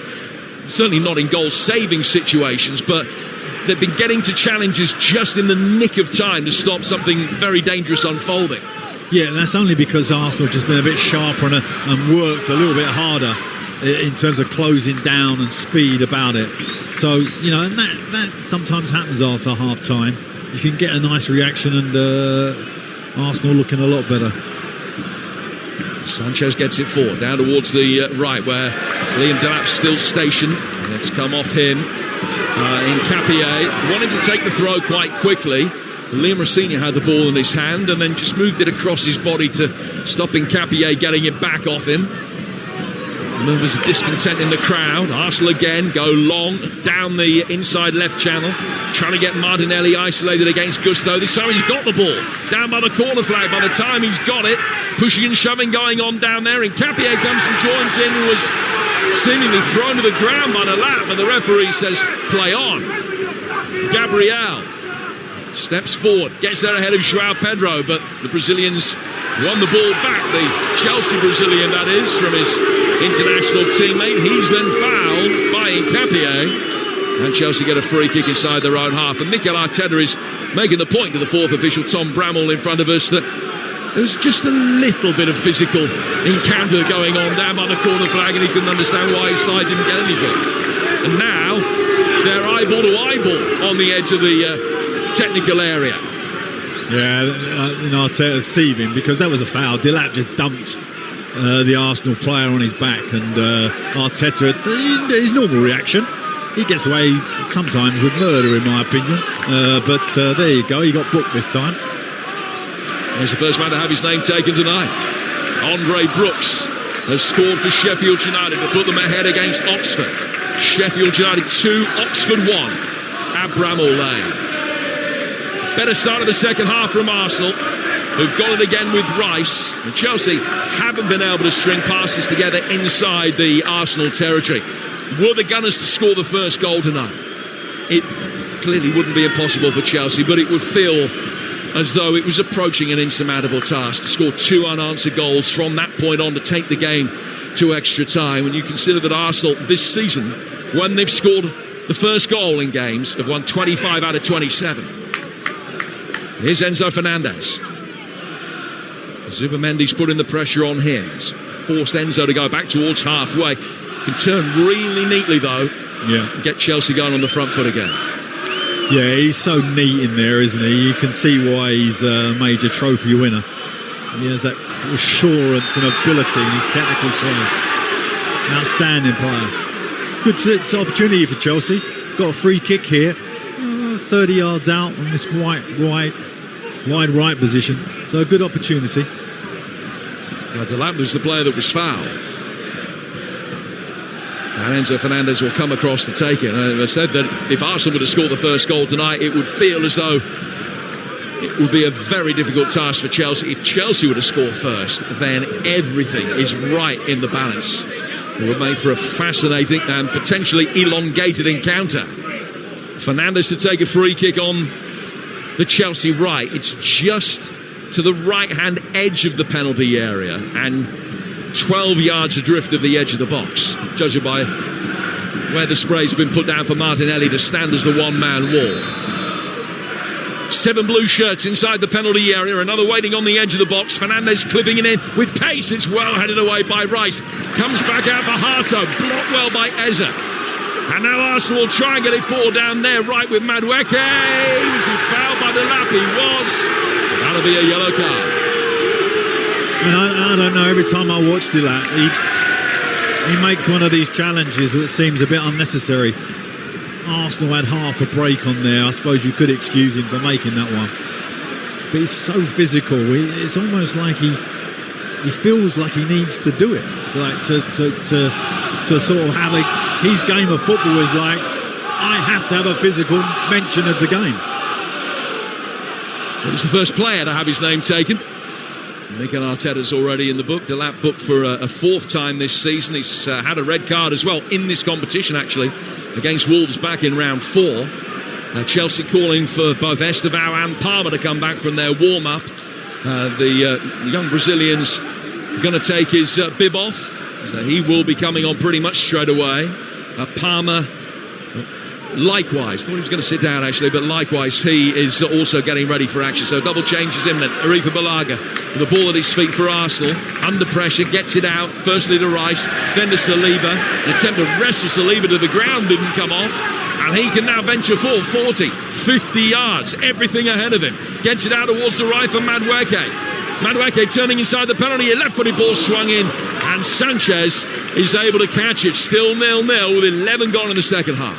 Well, if this was Liam's game plan, to keep it tight for 60 minutes or 55 minutes and then bring on Estevao and Palmer, two of the best young players in the world, you could argue, then it's worked perfectly. So now's the opportunity for him to do it. And I should sense that this game will now start opening up a little bit.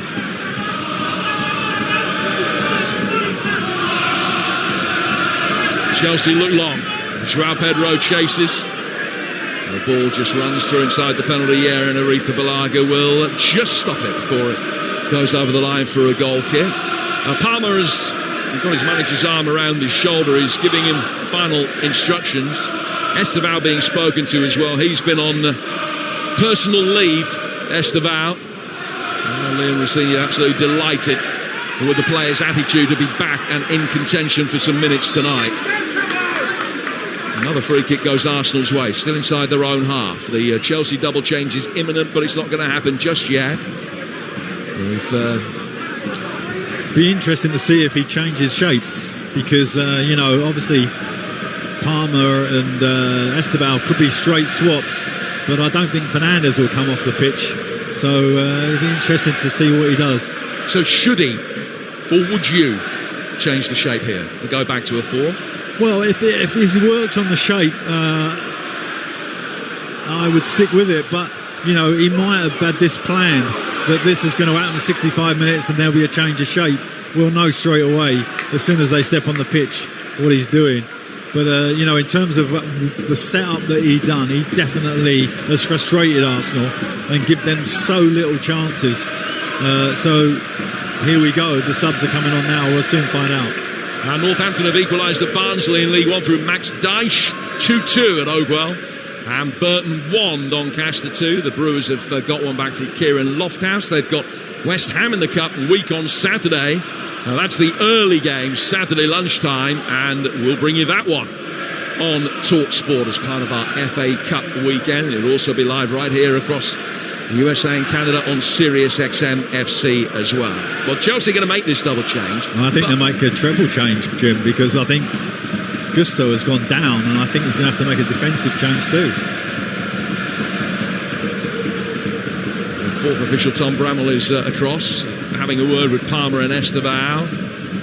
But it looks as though Gusto's race might be run, and that might force the hand in terms of the potential change of shape as well, depending on what they do now. Whilst the treatment is being administered, let's find out what's going on in our live championship game for you. It's over on Talksport 2. Hull taking on Watford, and watching on is Talksport's Alan Biggs. Well, still Hull 0, Watford 0. A lot livelier in this second half. Imran losers having the majority of the chances for Watford. Missed a great one just now. Regan Slater for Hull, a 20-yarder saved by Egil Selvik. Still with commentary on Talksport 2. Hull 0, Watford 0. Alan, thank you. As Alan says, it is live right now over on Talksport 2. So, Estevao for Hato is the first change. Second change is going to be Cole Palmer. I think the batteries have gone in the officials' board, because to start with, the green numbers came up but the red ones didn't, so you could see who was coming on but not who was coming off, and by the end of the triple change, none of the numbers were up at all. It was just a board, an empty board, being paraded to 60,000 here. Delap off, Palmer on. Yeah, and they definitely changed shape to me. I think this is going to be a back four now, and back to their normal sort of shape of a back four, 2 holding midfield players, 3 in front of that, and Pedro at the top of the pitch. That's what the shape it looks like to me, and I think that's a good move by Liam. And he's probably worked on this in training, that this was going to happen, this shape shift.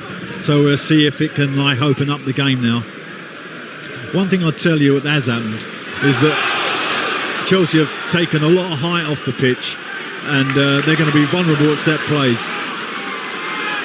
There was a big handball shout, as you heard. Chelsea survived it. Madueke can bring it forward. He's lost possession down by the corner flag. Cucurella will clear. It was only a double change, incidentally, because Gusto, having received treatment, is seemingly about to come back on, and now actually right on cue does venture back onto the surface. Arsenal get it forward. Gyökeres control, not particularly clean, but he's still got to the loose ball first. Andre Santos was in there with firm challenge behind him. The ball has gone out of play for what has been given as a Chelsea throw, not an Arsenal free kick, and we're 16 minutes into the second half. Still, Arsenal 0, Chelsea 0 here on Talksport. Robert Sanchez with the ball at his feet.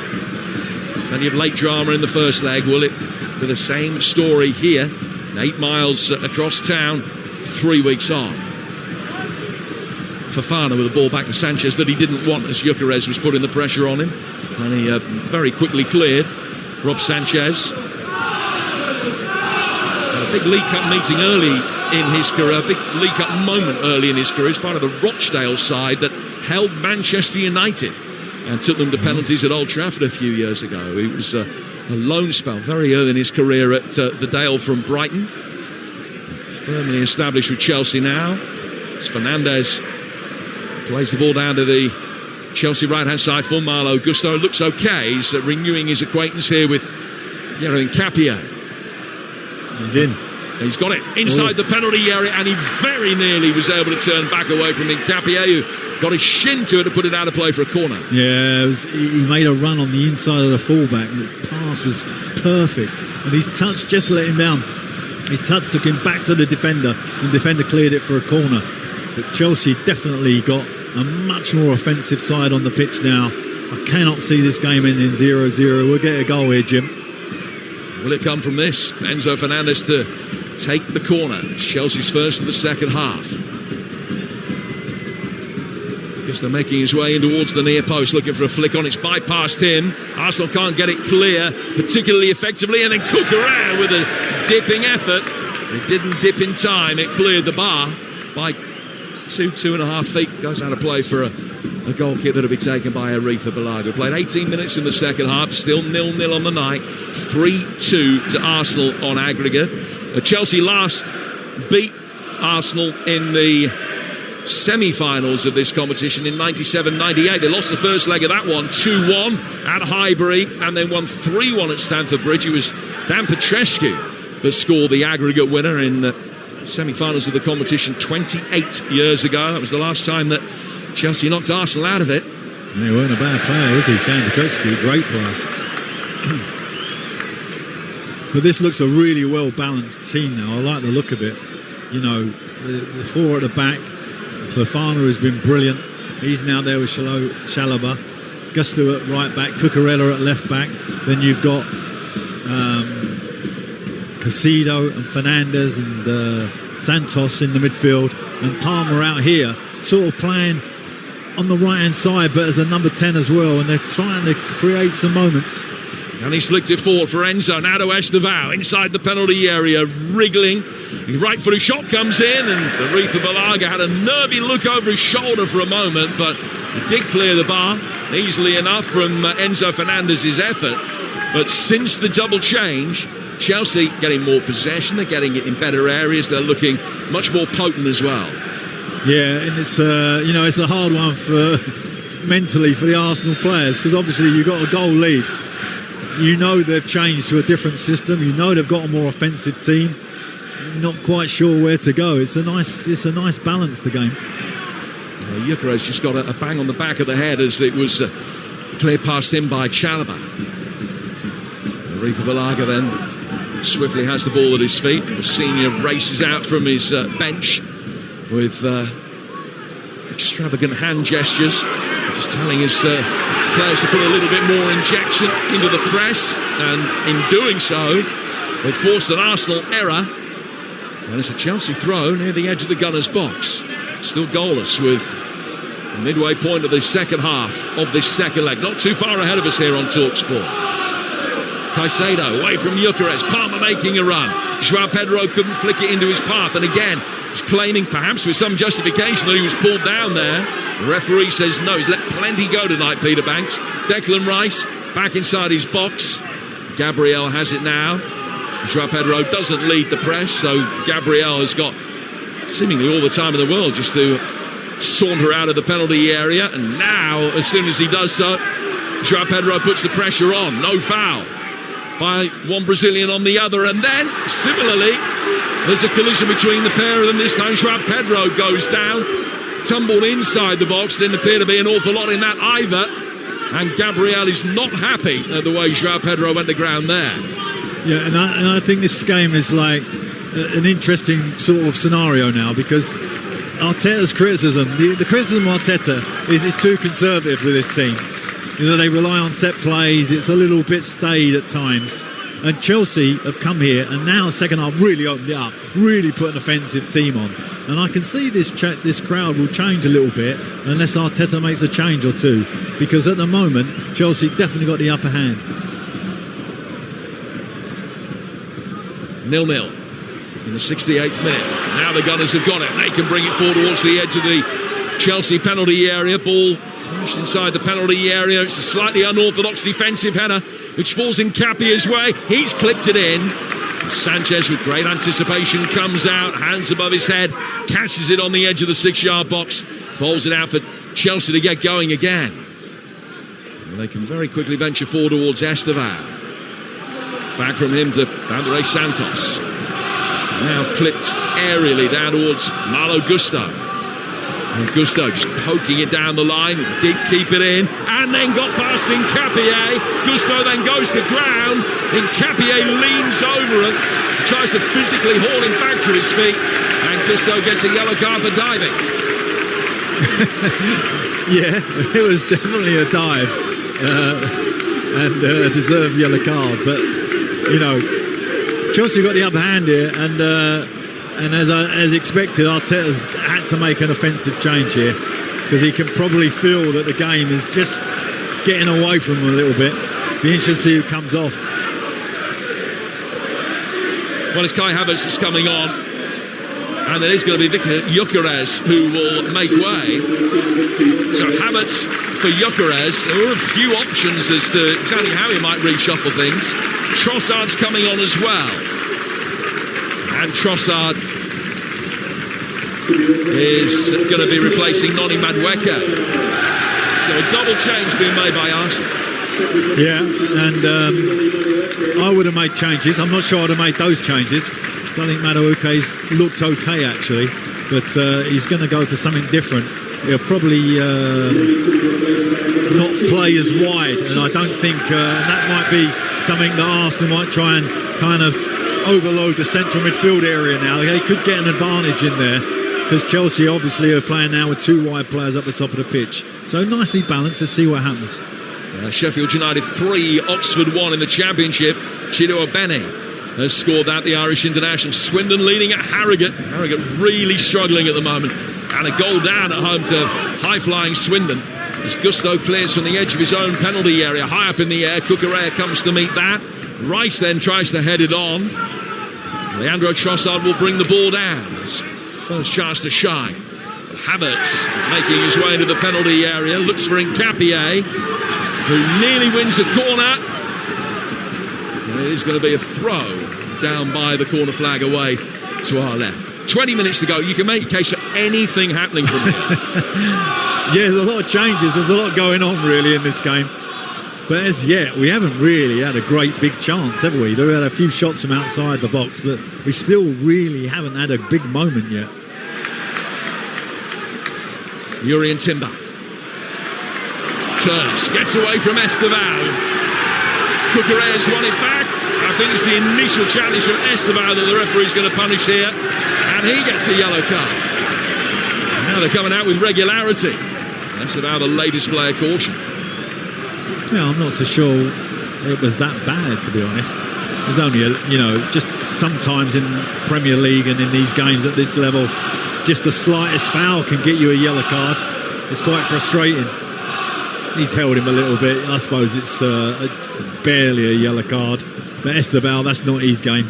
The game will open up when if Chelsea can get him on the ball and get him in offensive positions, then he's going to be a problem. I mean, Chelsea are making it looks like another offensive change because Garnacho has just got the nod. Garnacho, who scored a couple of goals in the first leg, about to be introduced seemingly. Zubimendi gets it forward. Cucurella wins it back. Plays it forward into the feet of Cole Palmer. Palmer with a ball that splits the lines, but Joao Pedro couldn't bring it under control. That's the first time Pedro hasn't made it stick, and it was a good chance. Leandro Trossard going back inside his own half at a rate of knots, getting it away from Palmer. And then laid back to Gabriel on the edge of the box. Don't forget, Alan Brazil back on breakfast tomorrow with Ali McCoist, Michael Owen, Martin Johnson, all amongst the guests. It's a stellar cast as always. Talksport breakfast between 6 and 10 tomorrow morning.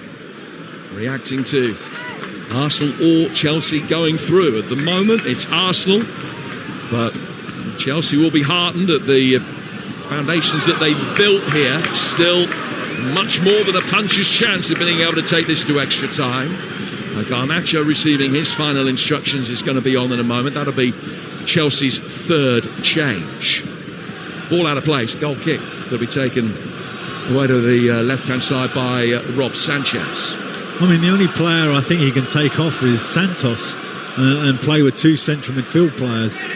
So if he does that, he really is going for it. Arifa Balaga. High ball forward. Cucurella goes up for it. Free kick has been given. Enzo Fernandez has caught the ball there. It was played forward. And Cucurella took it, and then there was a little tangle of legs, which has led to a little bit of wrath. And Peter Banks has got a decision to make here. Andre Santos is being spoken to. The crowd were calling for a red card. It was Zubimendi that went down. Hard to see exactly what was going on there, because I think most people here in the crowd, certainly myself included, following the ball, and all of a sudden there were two players down. Enzo Fernandez and Gabriel both been called over by the referee and are being spoken to.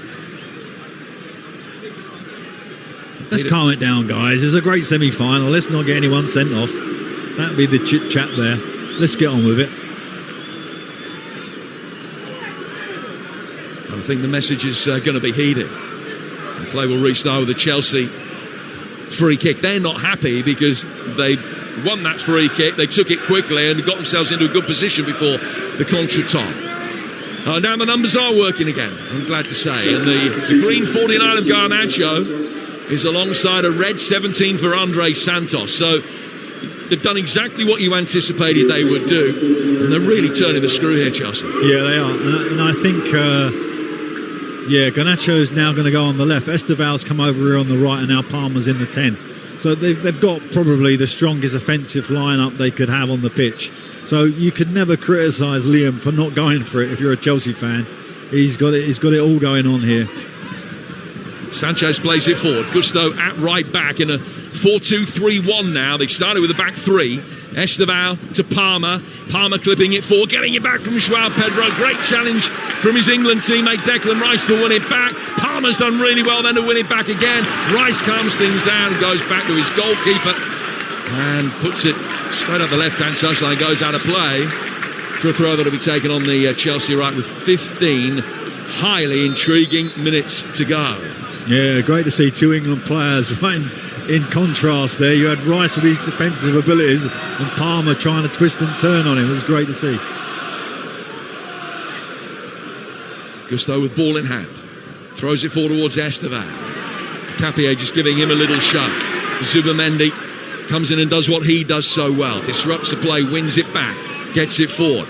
Eza flicks it back, an aerial pass back to Saliba, who can side foot it forward. Eza taking it on the turn, clipping it then with a second touch over the top. Zubamendi had made a third man run, but Sanchez gets there first.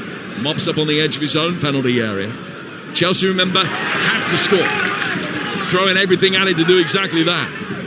Here's Kai Havertz and Capier. Trossard. Back for Havertz again. Eza comes back into the midfield. It's gone to ground. And Chelsea not happy. Enzo Fernandez was adamant that he didn't foul him, but a free kick's been given.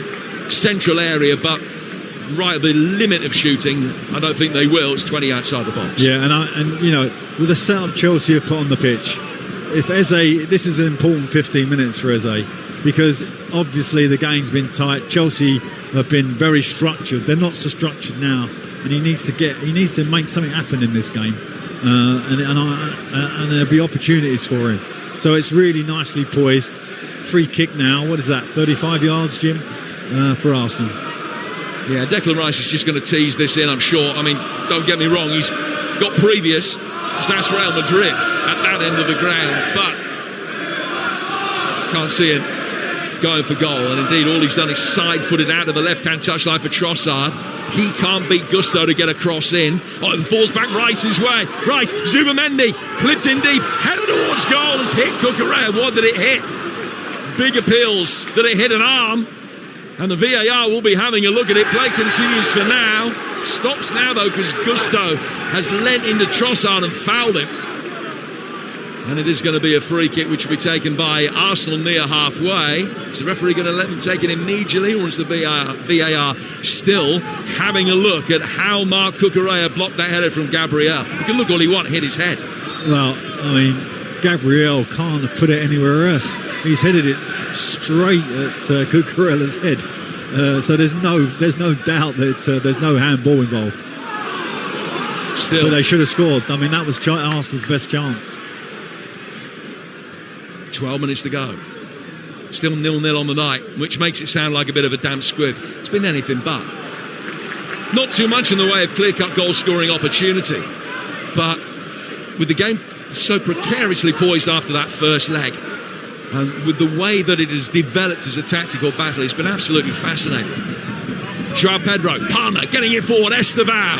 Chelsea flood the final third, and he's been brought down just outside the D. Now this is a big moment for Chelsea. Yeah, great play from Palmer. He you know, sometimes there's a player who can just command the ball in tight areas and look so comfortable as Palmer. You know, you look back to sort of Cantona or Teddy Sheringham, those type of players. He has that kind of ability, and in doing so, he's played a straight pass and to Esteban, who's taken it on the inside and got fouled. So now we have a free kick just on the edge of the D with Palmer and Fernandez on the ball. So this is, as you say, Jim, an absolutely brilliant opportunity for Chelsea. Two quality players with a chance to lift it over what will be a gigantic Arsenal wall. It's just left of centre, but only just.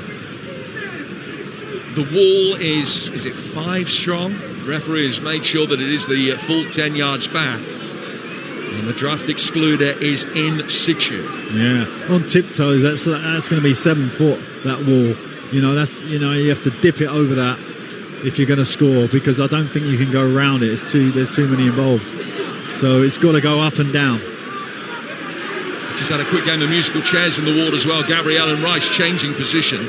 Chelsea have got 2 to this side of the wall. So that's the near side, the right-hand side, as Palmer and Enzo look at it.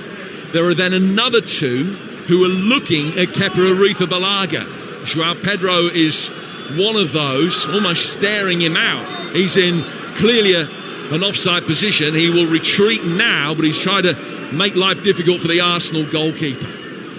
On a night with very few goal-scoring opportunities, this feels like an immensely significant moment. And those in red and white here at the Emirates have drawn their collective breath.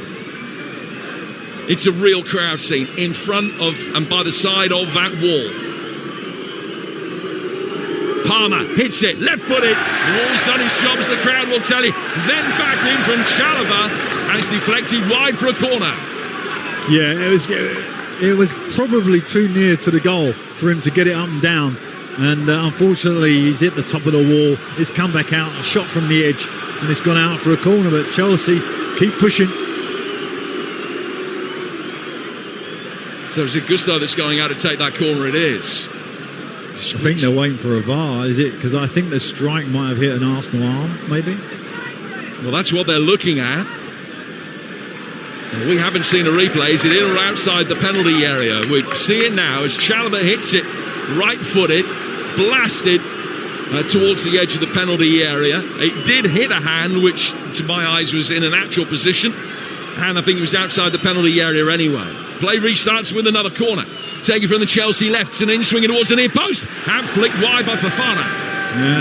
Yeah, really difficult chance, really, because he's gone past the near post, and he's tried to flick it towards that, but he never really had the angle. But you know, this is a really great cup tie we have now. What have we got left? 10 minutes, and Arsenal fans are leaving. I would definitely not be leaving this game. Not with the players that have got on the pitch at the moment. Well, 10 minutes left, potentially 40 minutes left. Yeah, absolutely. Depending on what happens, but Chelsea have got to score first. Still playing in most of the EFL games, although full-time whistles are going. Blackburn have beaten Sheffield Wednesday 1-0. Hull Watford are live game over on Talksport 2's goalless in stoppage time. Sheffield United 3, Oxford 1. They played 7 minutes of stoppage time there. In League 1, Wimbledon have won 1-0 at Port Vale, Barnsley 2, Northampton 2, Burton 1, Doncaster 2. They're all results. League 2, Barnet 1, Crewe 1, Bristol Rovers 2, Walsall 0. Swindon have won 1-0 at Harrogate. Notts County have beaten Gillingham 1-0. Those all results in the National League. Altrincham 1, Morecambe 1, Rochdale 4, Boreham Wood 1 with another goal for 41-year-old Ian Henderson there. Forest Green 4, Woking 2 in stoppage time. That brings you up to date in the Scottish Premiership. 10-man Hearts still being held at St Mirren 0-0. Gabriel playing the ball forward here. We're back underway. 7 minutes of normal time to go. The ball is played down towards the corner flag. Cleared. Marlo Gustav, poor touch from him. Arsenal win it back in a potentially dangerous area. It's great play by Martinelli, harrying after it. Clipped in by Trossard towards the edge of the area. Definitely trying to find Rice. Couldn't do so. Chelsea will get it away. Down towards Esteban. Wow. Falling backwards. He's done brilliantly to keep that in and chase a lost cause. Then Palmer's lost it. And play goes on again with Eza. Running towards the edge of the penalty area. Oh, Chalobah with a challenge on the edge of the box. Arsenal player goes down. And the referee says no foul. Wow, in my naked eye, I thought it was a penalty.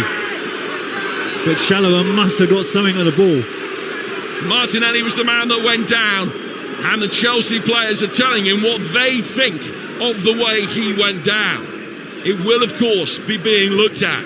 We'll have another look now, Alan. Martinelli, he's definitely played the ball first. Yeah, you can't argue against Martinelli diving. He's not dived, but Chalobah's legs come through him.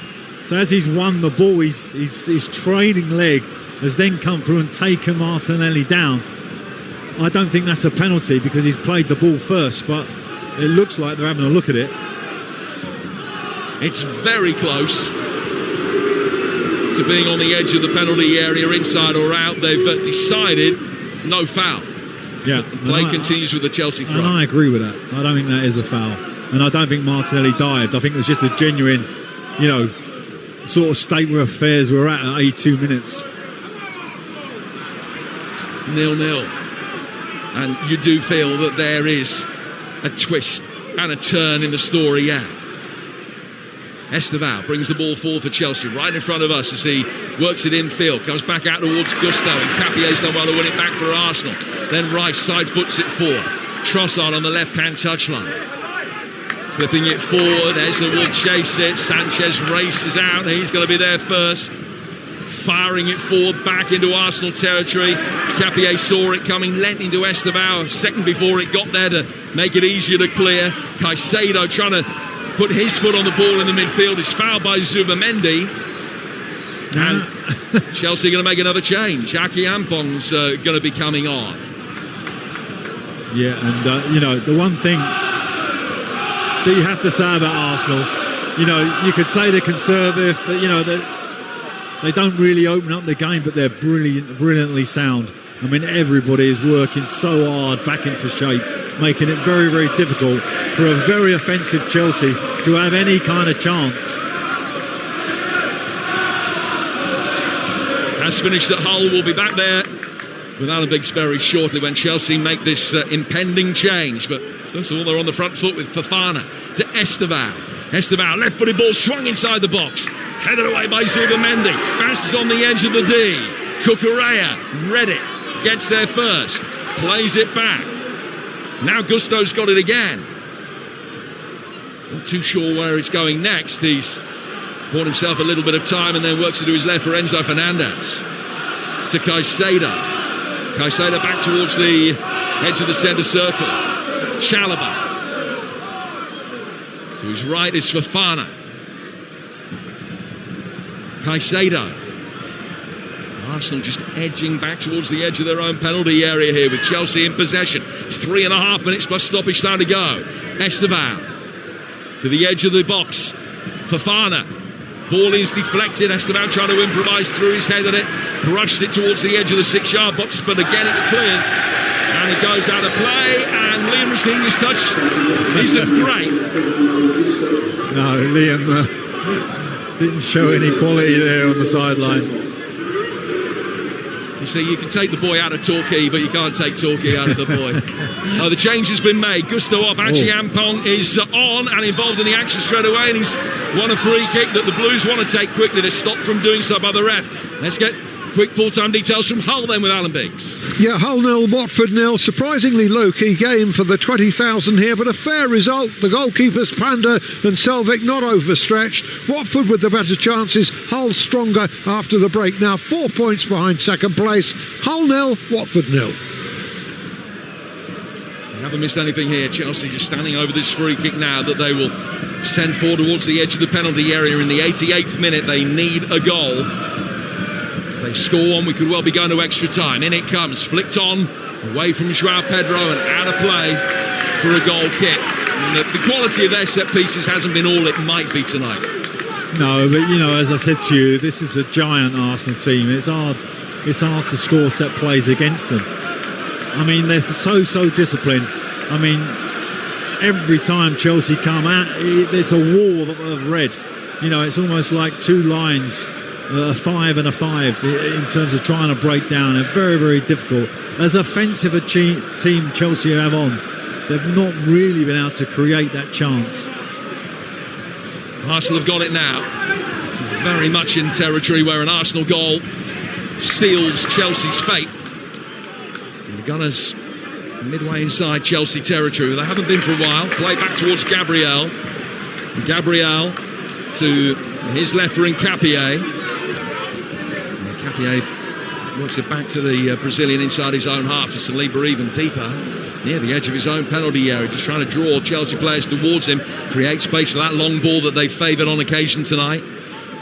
Garnacho hasn't been able to make any impression so far, but he's picked it up on the left-hand touchline, finds Cucurella. We're in the 90th minute, still 0-0. Caicedo comes forward, loses his footing. Ezra's won it back. Ezra to Havertz. Trossard making a run to his left. Now Trossard running towards the edge of the penalty area. Archie Ampong just holds up his progress for a moment. And Trossard can work it back into a central area. He's had the ball himself for a good 12-15 seconds. He now puts it to the feet of Timber, makes a run, gets it back, tries to get the long way round Cucurella. Garnacho comes back and aids his teammate. It's Chelsea's turn to try and bring it forward. 20 seconds of the 90 minutes to go.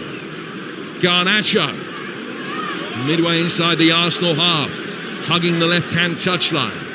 Swiftly works it back for Enzo Fernandez. Cole Palmer takes over. Palmer play for Enzo Fernandez, letting fly straight into the Arsenal fans behind the goal. And it's 0-0 as we go into 6 added minutes. Yeah, Palmer again. He frees Fernandez up. Fernandez is in exactly the same position he was in the first half. He's about 28 yards out, and this time he doesn't even hit the target. I'd have fancied him to have scored one of those 2 chances, and in that, maybe Chelsea's chance has gone. But as you say, 6 minutes still to go. A late goal in Paisley. St Mirren 1, 10-man Hearts 0. Miguel Freckleton with the goal. Howkett set off for Hearts in the first half. St Mirren leading against the Premiership leaders in the 89th minute. Well, for a moment there were 2 balls on the pitch. Estevao's kicked one away. Now the match ball has been sent back to Kepa Arrizabalaga. So the clock keeps ticking, but time will be added on for this. And the referee is just having a word at the moment with Cole Palmer inside the centre circle. I think everybody's belatedly happy enough for play to continue. Kepa sends it forward long. 5 and a bit to go. 0-0. Chelsea got a score. Joao Pedro can't hold it up. Cleared by Zubimendi. Chalobah chases after it. Thought about going back to his goalkeeper. Does so at the second attempt. Martinelli put in the pressure on Sanchez, which forces a more hurried kick than he wanted. And he sent it straight into the Arsenal bench. Out of play for a gunner's throw. They'll be in no hurry to take this. Time on their side. Yeah, absolutely. I mean, he really did have nowhere to go. It's on his weak foot and he's kicked out of play, but there's still 5 minutes to go. I mean, Arsenal are doing every trick in the book, as you'd imagine, to wind the clock down. The balls are coming in left, right and centre. Playing with 3 balls at the minute. Yeah, there were 3 on the pitch, as you say. And Capier's got the one that matters. Hurls the ball down towards the corner flag. Chested down. Havertz, Trossard, Eze, Rice. Should be easy for Achiampong. Wins it back for Chelsea. Lets it run over the line. Out of play for a throw to the Blues, but down by their own corner flag. They've got to get it upfield. They're going to find a way back into this game. 4 minutes of added time to go. 0-0 on the night. 3-2 Arsenal lead on aggregate from that first leg 3 weeks ago. Winners of this play Manchester City on Newcastle. And the second leg of their semi-final is live for you tomorrow night here on Talksport. So much to react to after this game on the Sports Bar. Coming your way on 03717223344. Taking your calls from 10:15 tonight. We'll bring you the reaction from the tunnel as well. As Cole Palmer brings it forward. Palmer running towards the edge of the penalty area. Achiampong had taken up station near the edge of the box. Arsenal have won it back with Rice. Trossard just trying to dig an obliquely angled ball forward. Difficult one for Caicedo to control. He's under no pressure. Now we'll be able to get Chelsea back on the front foot again. 3 and a bit to go. Arsenal fans finding their voice. The chorus emanates from around the nerves. Caicedo. Fernandez. Square to his left. Forward comes Caicedo. Back out towards Garnacho. Garnacho near the edge of the Arsenal penalty area. Plenty of targets, but he can't get a cross in. Enzo Fernandez now. Just trying to pick the right moment to fire it in. Garnacho. Will he be able to deliver now? He still can't. Good defending from the Gunners. Stopping the passing lanes opening up. Caicedo clips it in, looking for Garnacho's run. That's cleared. Eze trying to put the pressure on. Enzo Fernandez has poked it through. Esteban made a run. Arsenal again stand firm. The ball can't get through all of the trees in the Forest of legs. Arsenal clear towards halfway. 2 to go.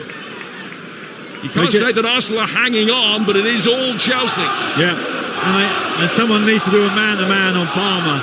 He's the only one who's going to open this up. He's had a couple of moments and he still gets space. It's incredible. He's got it again. Played in by Enzo, who gets it back, and then he's clipped it for Joao Pedro, flicking it off. Brought down on the edge of the penalty area. Chelsea trying to get themselves into a shooting position, still can't. Now Caicedo delivers. That's blocked by Trossard. Goes out of play. Throw to Chelsea. Level with the edge of the box. Caicedo being told by Liam Rossini to calm down. Don't take it hurriedly. Chelsea temporarily were down to 10. Chalobah was trying to adjust his boots. Now they've taken it. Works inside the box. Cucurella can't get there. Reza calmly back down towards the corner flag where Nkapie can clear. And we're in the 6 of 6 added minutes. Probably another 20 seconds to be played on top of that at least. Enzo Fernandez. Palmer. Arsenal nearly there. But they're not there yet. Palmer out towards Garnacho. His ball in. Deflects into the path of Rice. Rice clatters it forward. Sanchez will race out of his own penalty area to mop up before it gets to Martinelli. Garnacho will quickly drop back inside his own half. And Chelsea are back in Arsenal territory again. 40 seconds left. Palmer. Now Fernandez. Chelsea have got 6 around the edge of the penalty area, including Esteval. Esteval plays it back for Caicedo. Clipped over the top. Esteval controlling it with his back to the direction of play, right-hand side of the box. Caicedo now still 0-0. Ball forward. Hits Trossard. Cucurella can't shepherd it out of play for a corner. Wasn't going to get there. So he's dug it back towards halfway. The 6 minutes are up. Ball in now from Caicedo. Headed on. Kepa Arrizabalaga catches it. And that will be that in a moment. As soon as he gets the ball out of his own 6-yard box, he's been given a count by the ref. As soon as he gets it upfield, and he's still delaying it. Now he clears. Full-time whistle is coming any second. It's 0-0. It's going to be Arsenal's night, I think. But still play goes on. Cucurella. Headed away by Nkapie. Brought down by Trossard. Forward from him to Rice. Rice knocks his square through the midfield. Kai Havertz to win it on the night. Round the keeper. Side puts it in. Arsenal are at Wembley. Unbelievable scenes. Unbelievable scenes. I mean, Chelsea couldn't have done no more. They pushed and pushed, but they just couldn't find a way. And in the end, Arsenal broke on them. And the stadium is in raptures because they've got a goal. And at last, Jim, we see a goal. Probably not at the end we was expecting after all that play. Rice did brilliantly. Great cross-field pass. And that's just finished it off. So it is Arsenal's night, and they're going to win both legs of the semi-final, having lost both legs of the semi-final in Newcastle last year. This time round they're going to win them both. Kai Havertz side-footing the ball into the net, having gone round Rob Sanchez. Only his second goal of the season, his first domestic goal of the campaign. Chelsea players ashen-faced. They've given it everything tonight, but just didn't quite have enough. They couldn't break this resolute Arsenal back line. And I think the Chelsea kickoff will be the last kick of the night. Arsenal fans all around us in raptures. They haven't won this competition since 1993, but they're going to be in the final again for the first time in 8 years. Arsenal 1, Chelsea 0 on the night. It's 4-2 to the Gunners on aggregate. There can be no way back now. No, and Arsenal's resilience is on show tonight. It's why they don't get beat. They're just so difficult to break down. And as offensive as Chelsea have been in terms of the setup, they just couldn't find a way to the goal. And that is that. It is Arsenal's night. They've won by a goal to nil with almost the last kick of the game. A goalless draw would have done them, and it looks as though that was what was going to happen. They haven't won a major competition for 6 seasons, but they're 90 minutes away from breaking that duck in a final as they still, in early February, chase the quadruple. Arsenal beating Chelsea by a goal to nil. Liam Rossini will take positives out of it without a shadow of a doubt. But there's no fairy tale final for him in the League Cup within weeks of taking over, because it is Arsenal who have won the London Derby, and the first of the League Cup semi-finals. Manchester City on Newcastle away, and it's Arsenal who will be there. Jim, thanks very much. What a finale, what a climax. And the Arsenal fans loving it. And their part of North London is off to North London for that Wembley final against City or Newcastle. And what a game. I thought it was terrific. I mean, all the way it looked like a 0-0. It looked like Arsenal had entertained everybody in the first leg and then got the job finished off in the second leg. But what a game plan from Liam Rosenior. Stuck his really attacking players on for the last quarter of the 90, and they almost found a way through. But that resolute Arsenal defence stood firm and magnificent and saw them through in the end. And they topped it off, Alan Pardew, with a goal. It went right to the end, right to the last second. Havertz, who scored a Champions League final winner for Chelsea 5 years ago, has scored a semi-final winner against Chelsea for Arsenal. And do you think he celebrated against his old club? You bet he celebrated against his old club. He absolutely loved it. And all the Arsenal players going round the pitch now and celebrating with their fans. There's a smile on Arteta's face. He's finally got back to Wembley. First time since that FA Cup final win in 2020 when he first arrived. Eza was part of it. Big hugs on the touchline from Arteta and his staff. It's a big night for the Gunners, a big night for Arteta. But Alan Pardew, what a magnificent game of football. I thought it was brilliant. Yeah, it was. And fair play to Chelsea and Liam, wasn't it? He set the team up brilliantly to frustrate Arsenal and make it difficult for them.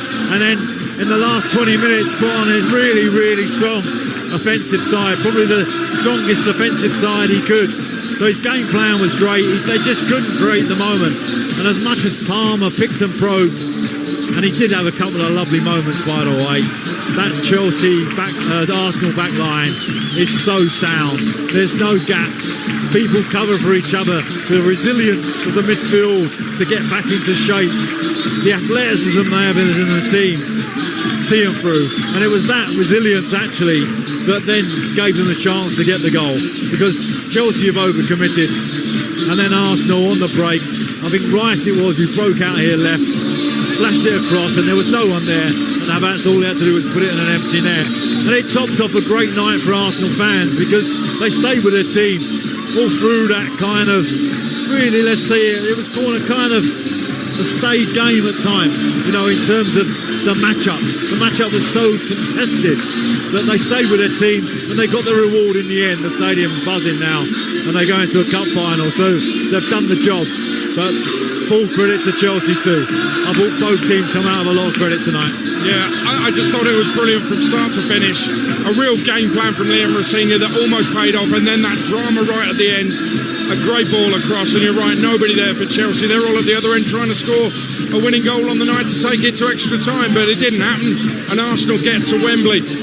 And I think there's a lot of criticism for Arsenal for being the set-piece kings, for being, you know, scoring goals from corners and set pieces and own goals, etc.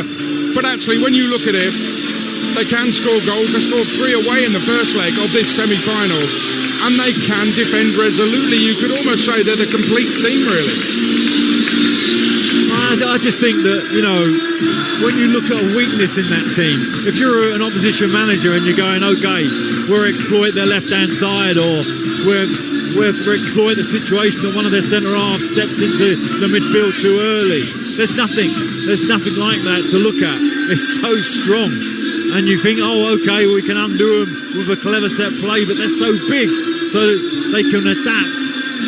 Liam's even tried putting 3 up top to try and take something away from their set play. So there's so much power and pace in the team. It's very difficult, I think, to find a weakness in this team. And Chelsea couldn't find it tonight with a real, let's say, a full galaxy of stars in terms of offensive play at the end to try and undo them. And as we say, there still really wasn't one chance for Chelsea. A couple of shots on the edge of the box, and that was about all they created. Yeah, they couldn't carve them open, and that's what I mean about Arsenal. That you present to them, if you're Arteta, you present them to them the task in hand. Go and win the game, be it from a set piece or whatever, or defend your lead. And it feels like those players are going to actually respond to Arteta and carry out what he wants. Yeah, and they were so resilient in terms of what they did. Whatever Chelsea threw at them, Arsenal had an answer, and that's what they've been good at all year. That's why there's only 2 teams who have come here and scored 2 goals. Everybody else has scored 1. And Chelsea tonight, which most teams come here and score nothing. Yeah, absolutely. Chelsea, they gave it their best shot, but they couldn't do it. In the end, Arsenal literally just too good for them. And you know what? Early on, you might not have noticed this, before the game kicked off, they played Rasputin by Boney M, but it was Majestic's remix. And I thought, well, that's a bad omen for Arsenal. Spurs fan remix before the semi-final second leg. Well done, Madge. We gave you a mention. He was here tonight. He was trying to get involved. Yeah, at Chelsea one, he'd have taken the Man of the Match award, wouldn't he? Yeah. You're back on with him Sunday? Well, I am indeed. Yeah, looking forward to it. Alan, it's been great having you with us tonight. Fantastic. What a night for Arsenal fans here at the Emirates. A Wembley final for the Gunners, their first in 6 years. Another step towards what could end up being the very best season in Arsenal's rich history. We shall see. The Sports Bar is next. 03717 223344.